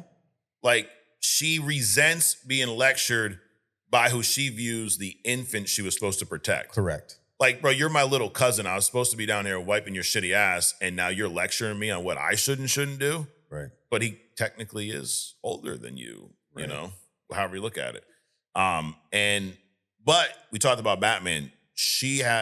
Batman completely respects Supergirl because unlike the fucking Boy Scout, she's got an edge to her. She's the real deal, bro. She's no fucking joke. Another savage ass character that does not, or hasn't yet. I haven't seen the movie. Maybe, Adrian, they're going to knock my socks off on Thursday when I go see this movie, and she's going to be a badass bitch and kicking everybody's ass.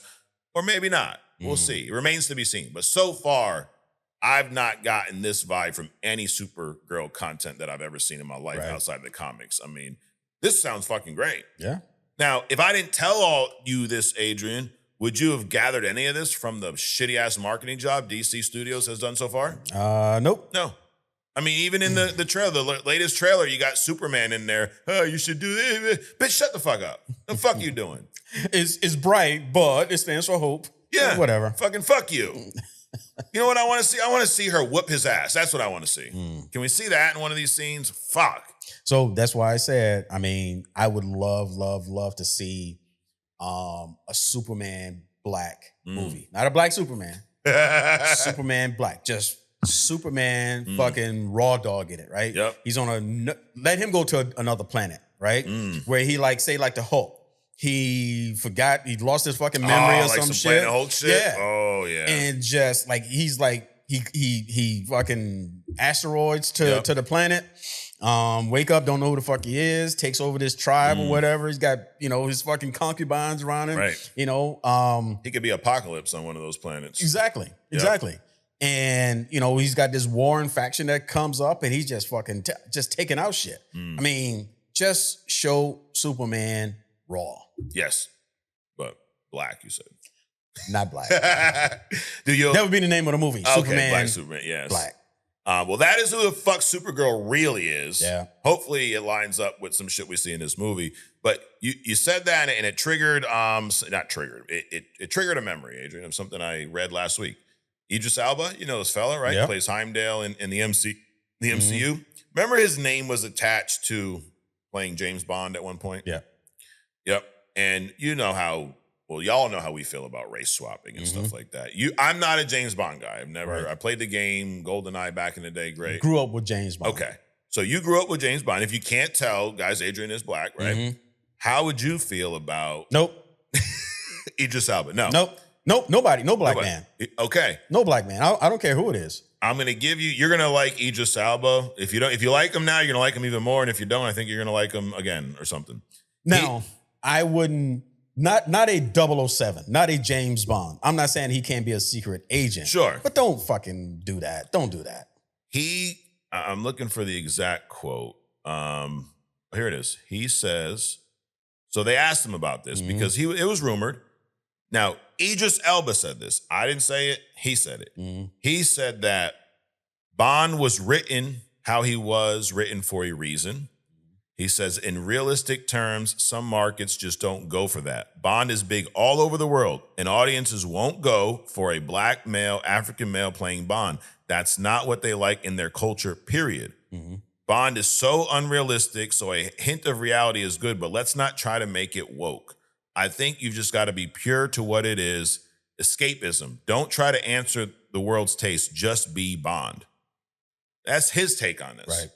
I think that's phenomenal that he came out and said that. Yep. Because the world we live in now, everyone's so easily triggered and they want to be offended, and you say anything. You even talk. It's like if you say Israel, if you say the word, you're anti-Semitic. Right. And it's like when you talk about this to certain people, they go, "You're racist." No, dude, I have. I mean, Adrian, you know me a long time, know me really well. I have no issue with anyone based on their race. I have a lot of issues with a lot of people. Oh yeah, race is never a part of it, yeah. dude. Let me see. Stupid, yes. you know, universal. doing bullshit like that. Yep. You know, that's a very diverse skill set, being stupid. I've met white people, black people, Hispanic, Asian, Indian, fucking. I've met stupid people of every nationality that I've met in my life. Right. So stupid is universal. Straight and gay. That too. Yep. And whatever else you want to call yourself. And the I cats, honestly, the dogs, the whatever. Fucking, I identify as everything. I don't give a fuck. Do whatever Stupid the is fuck you a want. equal opportunity possessor. Absolutely. Politicians, presidents, whole deal. So, but this is literally the point that we try to make all the time. Right. It's about the history of the stories, the culture of the fandom, if you will. And I don't know what problems that's solving. There's some real race issues in this world. Sure. Making James Bond black is not going to change you getting pulled over before I do. Right. Right? Like, is that fair? Absolutely will not. Oh, you know what? Let him go. I just saw Idris Elba and James Bond. Right. Like, it's not going to change the real world problems. I think representation's great. I think it is cool to go to a movie and see different races and cultures where it makes sense. Sure. But where it doesn't make sense, it's weird. Right. It feels forced, and it's also, who's asking for that? I don't know that people that are a fan of James Bond that are not white go, I really like this movie, but it would make me feel better if James Bond was my race. Right. Dude, I don't give a fuck if the character is Asian, black, Hispanic, male, female, a fucking android, an alien. A good story is a good story. Good acting is good acting. Good characters are good characters. But historically, whatever they fucking started out as, leave them that way. There you go. Just leave them that way. Right. Right? Nobody wants to see a black Kirk. Right? None of that bullshit. Right. Right? Just leave them the fuck alone. Yep. I mean, you got us. Like what's the comedian? Dave Chappelle said, you got me. You got us. You got me. You know, we're bought in. We Right. understand. We understand that James Bond was created back in these days, fucking misogynistic, Sure. fucking all this bullshit. We understand all of that stuff. But yet we grew up, we didn't have a choice but to either like the character or not, because guess what? There wasn't anybody fucking else on. Right. Right? So let's leave them the fuck alone. I mean, what's stupid is you start swapping out all these characters instead of bringing up the black, the Hispanic, the Indian, the Asian, like Miss Marvel. Fucking love that. Oh yeah. Not so much because it was a superhero movie, but not only because of her, we get to see a superpowered person, but they crafted that show so well because we got to see a glimpse of that culture. That the fucking Muslim culture, religion, man. Yeah, all of that stuff. Right. That was more attractive to me than the fact that she was superpowered and stuff. Absolutely. So when you bring in or you bring out other people's cultures, which is what America is supposed to be about. It's not supposed to be white people at the top and we fucking run and suppress America's everybody not else. white and Christian, by the way. It's supposed to be whatever the fuck you. Hey, you know how Loki's holding the multiverse together for free will? That's what it's supposed to be here, by the way. Correct. But it's not. But when you are allowed to experience or at the very least get a glimpse of other cultures, and then if you especially if you experience that stuff, it could be fucking life changing. Right. That's why I love traveling. I love traveling so I can go and experience other people, regardless of what it is. Right. And then I can bring back, and I hope I become a better rounded person because my views aren't, laser sharp. Correct. I'm like this, but whatever. So leave fucking Bond alone. Leave him alone. Idris Elba told you his fucking self, by the way. So don't get mad at me and Adrian. You guys are just racist. No, fucking Idris Elba said, leave it alone. That's right. Fucking make the white guy Bond because the white guy's been gone. Bond. Nobody gives a fuck. Right. And besides that, I forget who said it, but a black dude shows up I mean, there's only so many places in the world he can go without being seen, right? He just can't. If I can go to Croatia and just like, like blend What are you doing in with here? it. Exactly. I mean, what he's gonna do? Always be a butler at the fucking parties that Bond go to? Get the They're fuck gonna be out like of here. my old girl at the Texas Roadhouse when I showed up with 6 people and they go, I only see 3. Wow. Like hey, my black son's with me too, by the way. That's my son. Can he come? Can he sit with me? Is that cool? Is that how y'all get down here? Or what do we do? Oh yeah, I only saw 3. Well, bitch, I see 6. So shut the fuck up. Wow. Anyways, well, Adrian, my time is up. Not really, but I'm ready. I'm gonna pass the baton. I'm gonna pass the blanket to you, Adrian. Is the hidden gem Xavier's blanket? No. Who is the fucking hidden gem? But close. Okay. Not Xavier's blanket, but he's kind of in his arena. I'm feeling right? we got some X-Men. Yeah. Close. No. Close. Okay. You got a mutant. All right. Okay. I'll take that. So this week's hidden gem was a suggestion. Okay. A recent one, by the way. Listening to the people. Listen to the people. Dakin or Dakin. Wolverine's son. Yes. Nice. Yes. Little weird, but yeah, you think? So Dakin or Akihiro, as he was called. So his father, I get to that. So this is Wolverine's complex bisexual. See what I just said? Bisexual. Yeah. If you need a bisexual, if I can get a bisexual, oh my God, don't make it's too one. woke. It's too woke. I can't deal with it. They're gay. Oh my God.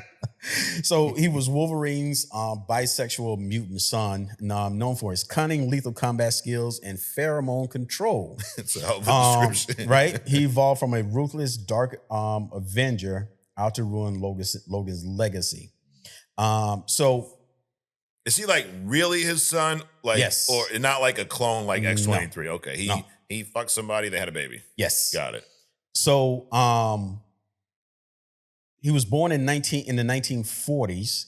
Oh shit. To Wolverine and his Japanese wife, Itsu. Right?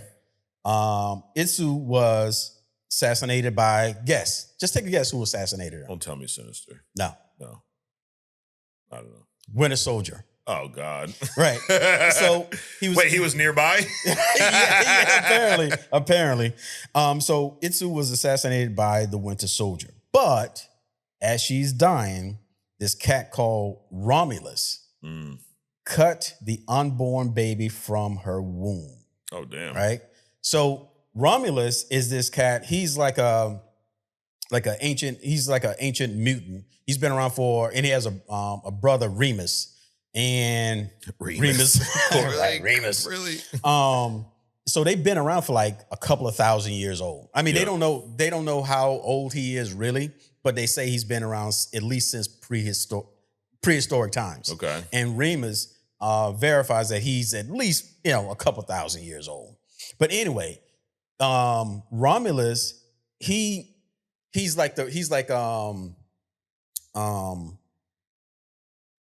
considers himself like the first of this race of like lupine people who were like an outcast of wolves and all this other kind of shit. Yeah. So he's really like Wolverine. He's got the claws, he's got the feral, he's all this bullshit. So what he's done is, ever since he caught wind of Wolverine back in 1910, so it's gonna tell you how old Wolverine is, right? He got wind of Wolverine back in like 1910, and he's been tracking and fucking with him ever since. You think Sabretooth shows up and slaps him around on his birthday every year. This fucking guy, Romulus, right? He's been tracking and just interfering with his fucking life since he met him, right? Because he's basically him, right? He's always been trying to make the ultimate weapon, and he thinks Wolverine is the ultimate weapon, right? So 1940, Itsu, pregnant, assassinated by Winter Soldier. He comes along, sliced the baby out, and the baby survives because he's Wolverine's son. So the healing factor allows him to survive, right? So Romulus. Wait, so he had the healing factor at birth. Yes. Not like we talk about mutants where it's activated. It was born with the healing factor. Well, I'm assuming Wolverine was too. Yeah. He just kind of grew up more. Over 100 fucking years. Yeah. Oh, he don't even fucking know how old he's been experimenting on so much. Yeah. But Romulus takes the baby and gives it to this affluent couple, right? and they raise him as his son. So they give him the name Akihiro, but he's a little weird. So the kids start calling him Dakin. So the kids in the neighborhood gave him the name. Okay. He wasn't born with that name, or he wasn't given that name by his parents. Yeah, it's not his real name. So over time, so Dakin really means, it's a slur like mongrel or bastard dog. Damn. So he later embraced this insult as his code name. Now, so his powers, so he's got basically the same powers as Wolverine, right? He's got retractable bone claws, later laced with adamantium, the healing factor, and superhuman senses. Now, the difference. So Wolverine's claws, he has 3 claws. Wolverine's claws come out here, right? Top of his hands. Yep. Right, well, Dakin's 2 claws come out the top, and 1 comes out of his wrist, like Spider-Man's fucking web or some shit. Okay. So it actually like creates like a giant fucking claw, pretty much. Right. So it's a little weird, but still, just as lethal. So he trained under Cyber and became this lethal fucking the lethal fucking assassin that he is. Now, the one power, we was talking about Jean Grey and telepathy, and how Jean can like take over everybody. Well, she ain't fucking with him, not telepathically anyway. Okay. Because his other power, he has 2 powers that's different than his father. One, he's immune to telepathy, and the other is he can control pheromones, his own, right, and pretty much others. So he can make his own scent disappear to the point where his father can't even track him, right? And he can control other people through pheromone, like by simply touching them. Yeah. He can make them fucking batshit angry or seduce them, kind of thing. So the 2 powers that's separate from his father. So Romulus, being the fucker that he is about Wolverine, manipulated Dakin into believing that Logan killed his mother. So he has this vengeance after Wolverine. That's why he was trying to fuck his life. For some shit he didn't even do. For some shit that he didn't even do. It happens a lot, by the way. Right. So Romulus manipulated him. So he became the Dark Wolverine, basically. He would wear Wolverine suit and go out and do these fucking escapades as him, kind of mocking him, kind of a deal. He acted as an assassin, and this is when he was donning Wolverine's costume when he joined Norman Osborn's Dark Avengers. Yep. To fuck with his father's legacy. He's always been a chaotic character. He's often switching between ruthless murdering his enemies and teaming up with his fucking family, right? So the family is who? X-23, right? Yeah. So she's got her 2 claws. He's got his 3. So she's and then you got the father. In her feet too, right? Or one? Is it one claw? It was one claw. Okay, is it a claw or would you call that a spike? Yeah. Call it a metal dick coming out of her foot. Through some reboots and everything, he eventually figured out that Romulus was manipulating him or had manipulated him into thinking that his father killed his mother. And so all these years, he's after his father, trying to, destroy him and all this kind of shit. He finally come to realization that isn't what happened. But so they eventually kind of made up, this strenuous father, son. Yeah. I mean, you trying to kill me, dude. I'm going to probably keep you at arm's length, right? Or claw length anyway. He lives on Krakoa, all this other kind of shit. He goes in and out with the X Factor and the Marauders. He's been killed twice, one by Wolverine. That makes sense. He got addicted to some heat, a drug called heat, and it removed his healing factor. And he was taken out by Sabretooth, right? Of course. That was the first time he died. Yeah. But he's kind of like, the Phoenix Force keeps coming back and resurrecting Jean Grey. Well, something just keeps coming back and fucking resurrecting this kid. Won't let him go. Right, won't let him go. And so the second time, Wolverine drowned him. But after being after being murdered by Sabretooth during the Sabretooth War, he got possessed by the demon Bagra Ghul. He was reborn as a new Helverine. armed with Ghost Rider-esque demonic powers. So this is a cat that, obviously he's pretty long-lived if he's still hanging out, right? Born in like in the 40s. Went through some trauma. Fucking mother died. You got this other dude manipulating them through all this time.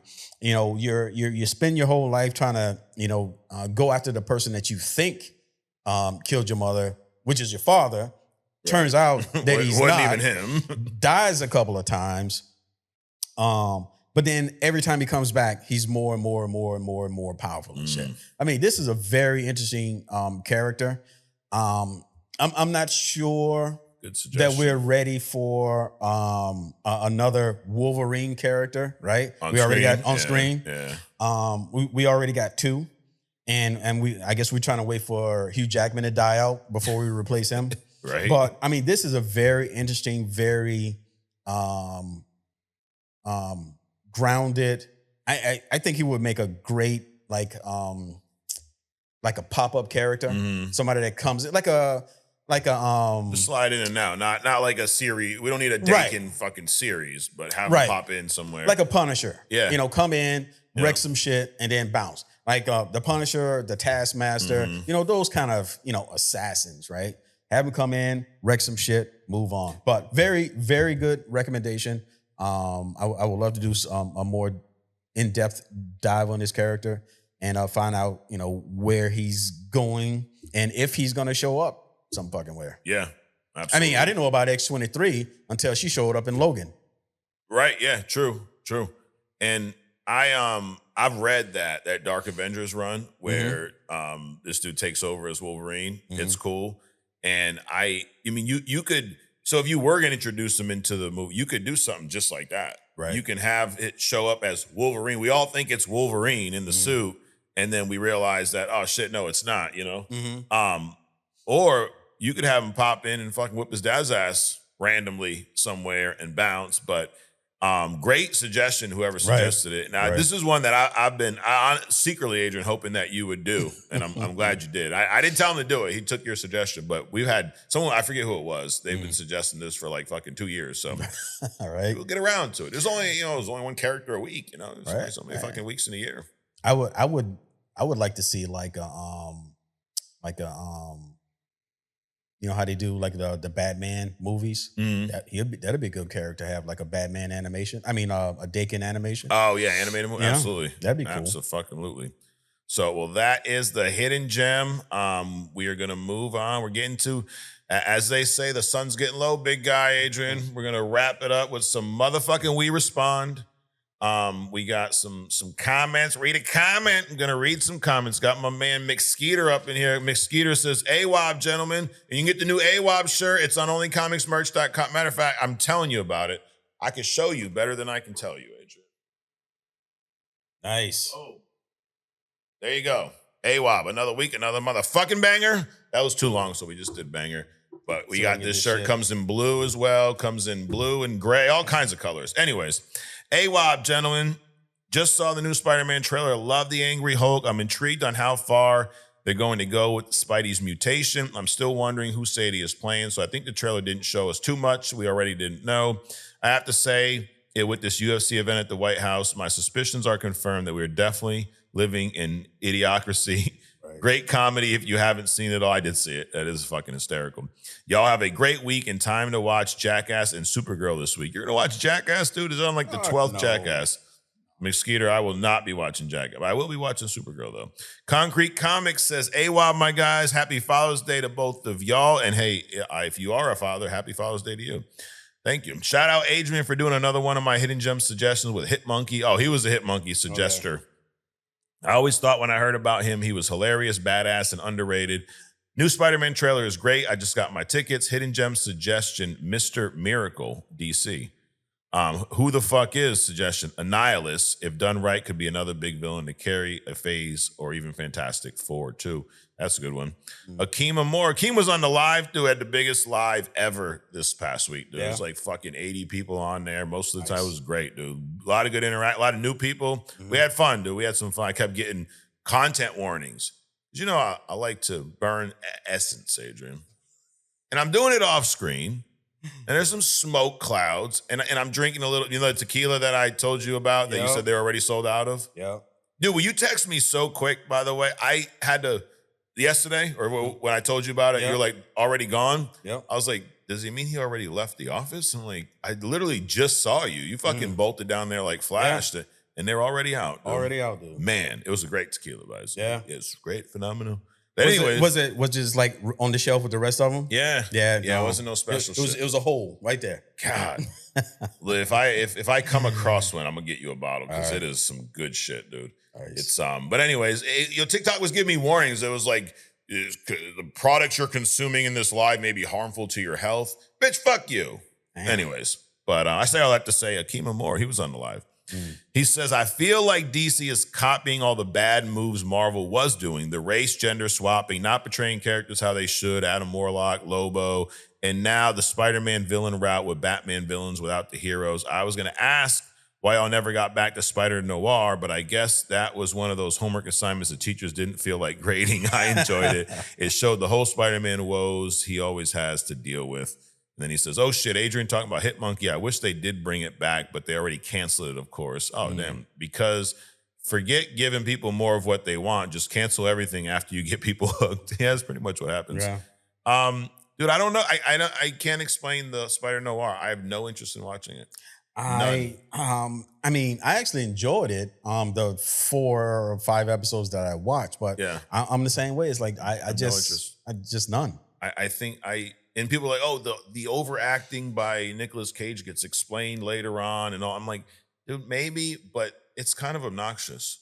At first I said I didn't really, but the more I think about it, I look at it because it's on Prime. I see it there. I see the black and white version, the color version. Right. I think about clicking on it and I go, nope, I'm gonna watch some X-Men cartoons from the 90s. Fuck that shit. So I can't watch it. I mean, I'll probably eventually watch it. Yeah. And it's not even Nick Cage's acting.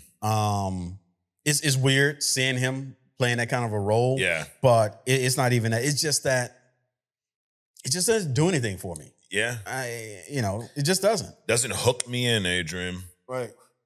But I also think that I don't know, maybe I need to take a break from just fucking, it's just certain things now. I just, like Daredevil, the last season, I was kind of getting tired of that shit. Yeah. I don't know what it is. I don't know. Maybe I'm just too focused on something else. That's it. You're too excited for Supergirl. Oh, that's it. Timeless Kicks with 2 S's says Rogue could literally be what they turned Gaia into in Secret Invasion if she wanted to. Yeah. Oh, yeah, absolutely. And do a better job of it. 100%. I'll give you another way Rogue could solo the Justice League, okay?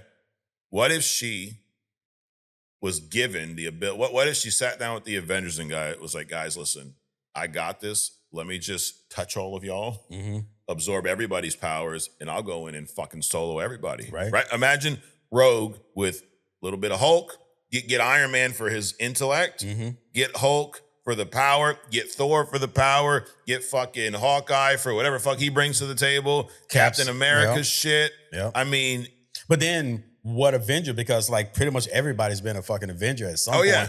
The Black Panther's been an Avenger at some point. I mean, you got all kinds of people. And then dip into the X-Men, fucking touch Phoenix's ass and get some of that, fucking Wolverine. So imagine if you got all of Marvel, half of Marvel on one side, the other half of Marvel on the other side. And then she does like this basketball, dapping thing. Oh, yeah. It just runs down the fucking in the middle, dude, tapping everybody's hand and shit. Come on. She's going to show up. They're going to look at her like, what's this bitch going to do? Right. And then she wipes everyone out. Here's another way. Batman has a contingency plan for every Justice League member, right? Batman's a human. Rogue shows up. She's bulletproof. She shows up, fucking knocks his bitch ass out of the way, grabs his face, and now she's got all the knowledge of how to get. And she goes, oh, fucking, what's she called? Kryptonite. You got the ring in your belt because now she's in Batman's head. So she takes that out. She fucking punches Superman once he's done. She has all the other plans on how to, there's limitless ways to how Rogue is going to solo the motherfucking Justice League. In black and white, in color, in slow-mo, in fast-mo. It don't fucking matter, dude. Anyways, the Captain motherfucking Canada says, AWOB, gents, I'm also procrastinating watching Spider Noir. See, it's not just us. Still in episode 1. I'll get through it and give you my hot take. Haha. I keep hearing bad things about Disclosure Day. Oh yeah, no, it shouldn't have been disclosed, as you said. It was Disappointment Day. So I'll wait for streaming to see if it's my napping. Oh, you will fall asleep. If you watch that at home on your couch, you'll fall asleep. I cannot wait for X-Men 97 Season 2 just around the corner. You're fucking right, Cap. Rogue was done terrible on film, but in animation, holy, so good. Right. Starting Loki Season 1 soon, just a bit behind. You get caught up, dude. I mean, he just had a baby. Happy Father's Day, by the way. He's a new father, Adrian.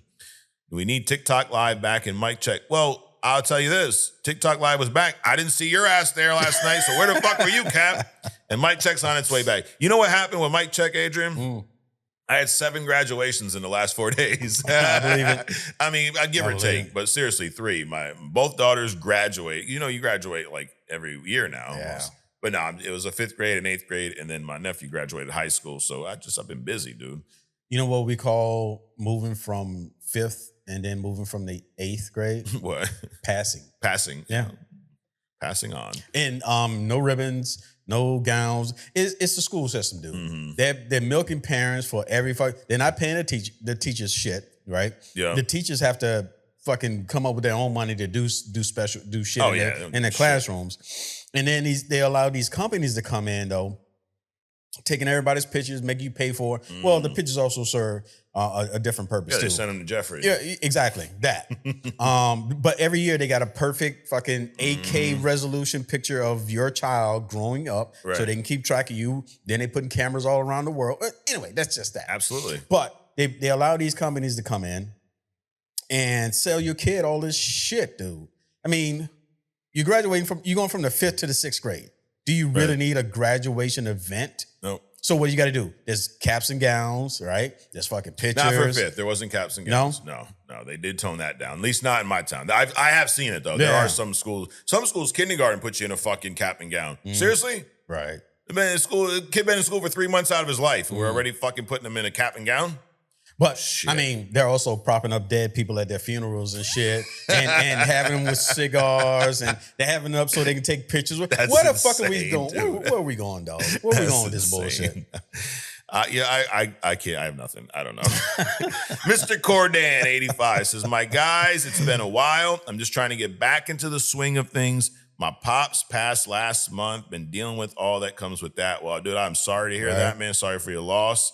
The pod is still getting me by. Well, that's awesome. I appreciate that. I felt the same way as y'all with Spider Noir, but I just hit episode 3. Dude, like all of us are like barely getting through it. Like he's on episode, the thing's been out for like 9 weeks. He's on episode 3. I'm on the 2nd one. Fucking Cap's still watching the 1st episode. Holy shit. Anyways, I will expand when I finish. Yeah, we'll all get back to each other in about 3 months on this. But I gotta say, after episode 2, it's picked up a bit. Okay. The Days of Future Past Sentinels are shit. Yeah, they are. I agree. The X3 Sentinel's head that Wolverine pops off was more impressive. Oh, it was in the Danger Room. Remember that? Yep. I mean, the movie wasn't impressive, but that one little scene.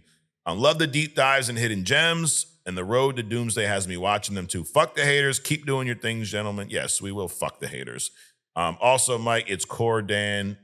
Oh, Jordan. It's Corden, like Jordan, but my basketball skills are shit. Okay, I like that. All right, Corden. Well, appreciate that. And hey, man, sorry about your dad. That sucks. Devin Vestal says, Mike, AWOB, let me get a Who is Nightcrawler. Love you guys. Thanks for making Monday suck less.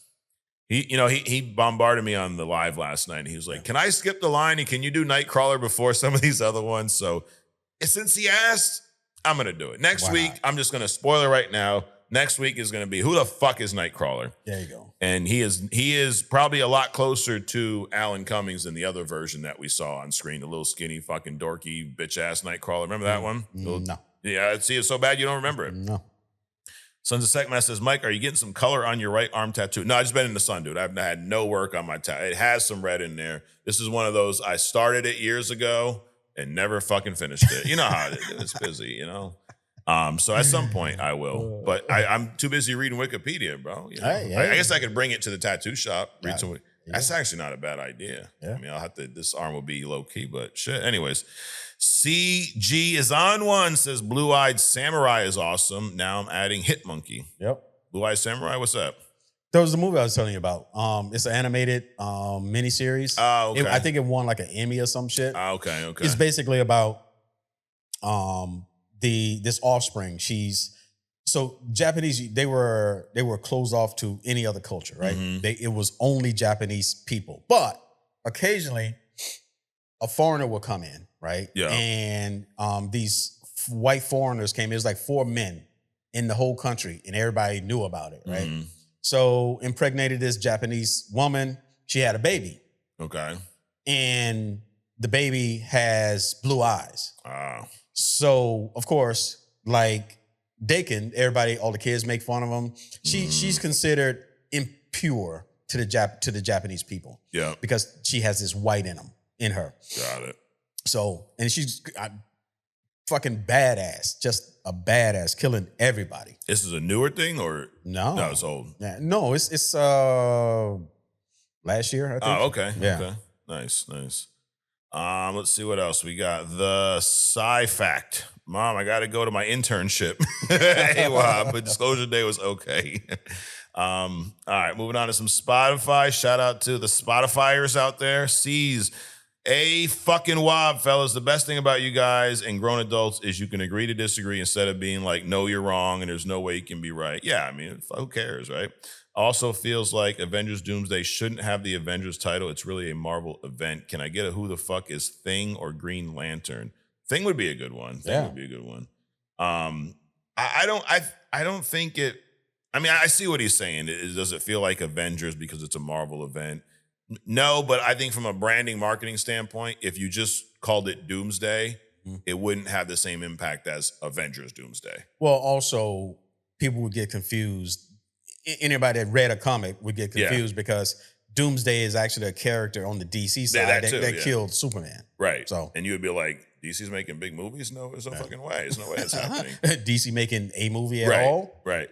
And I think why though the Avengers title is going to make sense is I'm going to bet that the main characters are going to be Avengers. Sure. Like, yes, Fantastic Four is going to be there. X-Men are going to be there. They're going to have a presence, but I think the story is going to revolve around Steve Rogers, Thor, and that core Avengers group. I mean, they literally showed it in the leak, the marketing leak, right? Yeah, the leak. Mostly Avengers, right? Yeah, absolutely. Metalhead Dad says, and happy Father's Day, Metalhead Dad. AY boys, if you think Hitmonkey is a proper hidden gem, then I can't wait for you to get to Death's Head. I know I'm nagging, but honestly, there aren't many characters that transcend universes like he has, from Transformers to Doctor Who to Fantastic Four in the wider Marvel universe. No shit. You ever heard of this fucking guy, Death's Head? It sounds familiar, but not enough. He's saying it's gone from Transformers to Doctor Who to Fantastic Four. Wow. That's some fourth wall shit for right real. there. That's like 9 walls breaking, dude. Fuck. I'm interested in that one now. Shit. Anthony says a wamp. That means another week, another motherfucking banger. A wamp. It doesn't have a good wamp. Maybe. I haven't turned on Spider Noir either. I keep seeing it and just don't want to watch it. Rogue is the shit, and thank God the Fox version is gone. You're damn right. I also agree. X-Men are way better than the Avengers, and thanks for the great content, guys. Have a good week. You too. Drew Baca says a variant of Professor X's blanket had me dying. I love this podcast. That is one thing. You are going to be entertained. Whether you agree with anything we say, whether you like us, hate us, I promise you, if you give us more than like 2 minutes, you're going to be fucking entertained. That's for sure. Mr. Huddy, sir, says, I do love this podcast, even though I don't agree with most of what y'all say. See, I would say don't tell people not to listen to you guys for that reason, but be respectful of someone like me who doesn't agree if y'all want to debate. Oh, absolutely. Listen, Mr. Huddy, I am respectful until you are not respectful. Right. So the only people I literally attack online are the ones, I can't say that I send shots out to online, are the ones that are disrespectful, are the ones that go, you don't know what the fuck you're talking about. You can be like, I don't agree. Cool. Correct. So it's not, I don't love the hate because to me, hate is something different. Right. But if you have a different opinion, we have different opinions about shit. And we handle it a lot different. We don't fucking break out the axes and You're the malice and wrong, shit. Adrian. That kind of bullshit. But, definitely, if you have a different point of view, cool. that's what makes it cool. Right. To have a different opinion about shit. But Sure. when people, like you say, get disrespectful and they start out with that, it's almost like, I believe in something and I'm not going to stop fucking with you until you believe what I believe. Right. That's the kind of shit that kind of drives us up the wall. Absolutely. Not just because you have a different opinion about something. I don't give a shit. But don't come in like, because your opinion's different, your opinion's fact and mine's an opinion. No, they're both opinions. Right. We don't fucking know. A lot of this shit is hypothetical, predictions, maybe, whatever. Or fucking wrong. Or That's why wrong. we say fucking fact check. Fact check it. You know? Now he says, I love the pod. Just one suggestion is welcoming the hate. Different point of view are what make conversations happening. That way we don't have so many whiny people anymore. Haha, can't wait for the next episode. Mr. Huddy, I'm going to agree to disagree. I am not going to have a different point of view on the hate. I will welcome any opposing opinion. Absolutely. But if you are talking shit, if you are hating, if you're wrong, you're not if you start doing shit like that, I am going to come through and fucking drop the meat stick on you, Adrian. I'm fucking dropping. The blanket's off. That's what's happening. So, and you, Mr. Huddy, sir, you don't do that. You're just my opinion. Cool. Love it. Luck Jason says the T'Challa variant won't be Ryan Gosling. It will be Robert Downey Jr. in blackface from Chocolate. You know what? Fucking excellent movie, dude. That Tropic one would Thunder, work. Yeah, right. that's the only one. That's the only white dude that can play a black dude is Robert Downey Jr. Dude, that was perfect. Right. Like, but you know what? I forget who was talking about that. I saw a take on that recently, and they talked about how, I know it gets called blackface. That's not blackface. Right. What he did. He played a black character in a parody type of way. Sure. I mean, blackface is where the fucking racist fucks back in the day took the blackest paint they could have, put it on their face, and made fun of black people. Correct. This was done in a respectful, funny way. Yes, it played into some stereotypes, but dude, if you can't laugh at stereotypes, then don't fucking get into comedy at all. Right. It wasn't done distasteful, at least in my opinion. No. It was hysterical. Yeah. It was great. That's a dude playing a dude. That's another dude. What do you mean, you people? Like, it's fucking great, dude. So yes, I'd be down with that over the Ryan Gosling. Yes. We're talking about, before we wrap up, we're talking about Spider-Man and Sadie Sink. There was one TikTok comment. I don't even know if I have it up, but I remember what they said. No, I don't. They said, what if Sadie's playing Madeline Pryor? We talked about, like, why would Jean be trying to fuck with people? Well, Madeline Pryor, Goblin Queen, would be trying to fuck with everybody. Yeah, you're right. She's got the power and she's fucking tapped, right? Right. So, I mean, it's a possibility. Do I think she's playing? My bet, my money's still on Jean Grey. Here's my money's on two things: Jean Grey or somebody no one's thinking of. I think it's going to be, I don't think it's going to, oh, she's playing, someone was like, what if she's playing Emma Frost, but a redhead version? No. Even that. If you ever have Emma Frost back on screen, she needs to have blonde hair and a big personality. Yes. That. Among other things. So anyways, but Madeline Pryor, I don't know. What do you think? Like a Marvel girl personality. There you go. Yep. Anyways. Well, Adrian, that's been the show. The fucking sun's getting low, big guys, we like to say. We had some fun. We had some new guests today. Shout out to our boy here. I got these from my house, but I may have to keep little Chucky's ass here because he don't act right. I can't trust him with that blanket when I'm not around, So, and if you want more, that's easy. Just join us on other stuff. There you go. Because we're going to go to Antarctica, Adrian. Bring your jacket and put your tinfoil hat on. Right. Because we're going to Antarctica. And not only that, we do some comics on there. Sure. I'm going to talk about what the fuck is the Savage Land. Because it ties right into Antarctica. Sure. And when you hear about the Savage Land, you're almost like, dude, are comics real? Like, are they basing this on shit they know, or is it really just stuff people made up? Who knows? Well, you can find out more on other stuff. And Adrian, it's been fun. Absolutely. Again, happy Father's Day to you, sir. Happy Father's Day to everybody out there, all the present fathers in their kids' lives. And if you're not, fuck you. Anyways, thanks for coming out. Yep. Well, guys, we'll see you next week right here on Only Motherfucking Comics. Peace.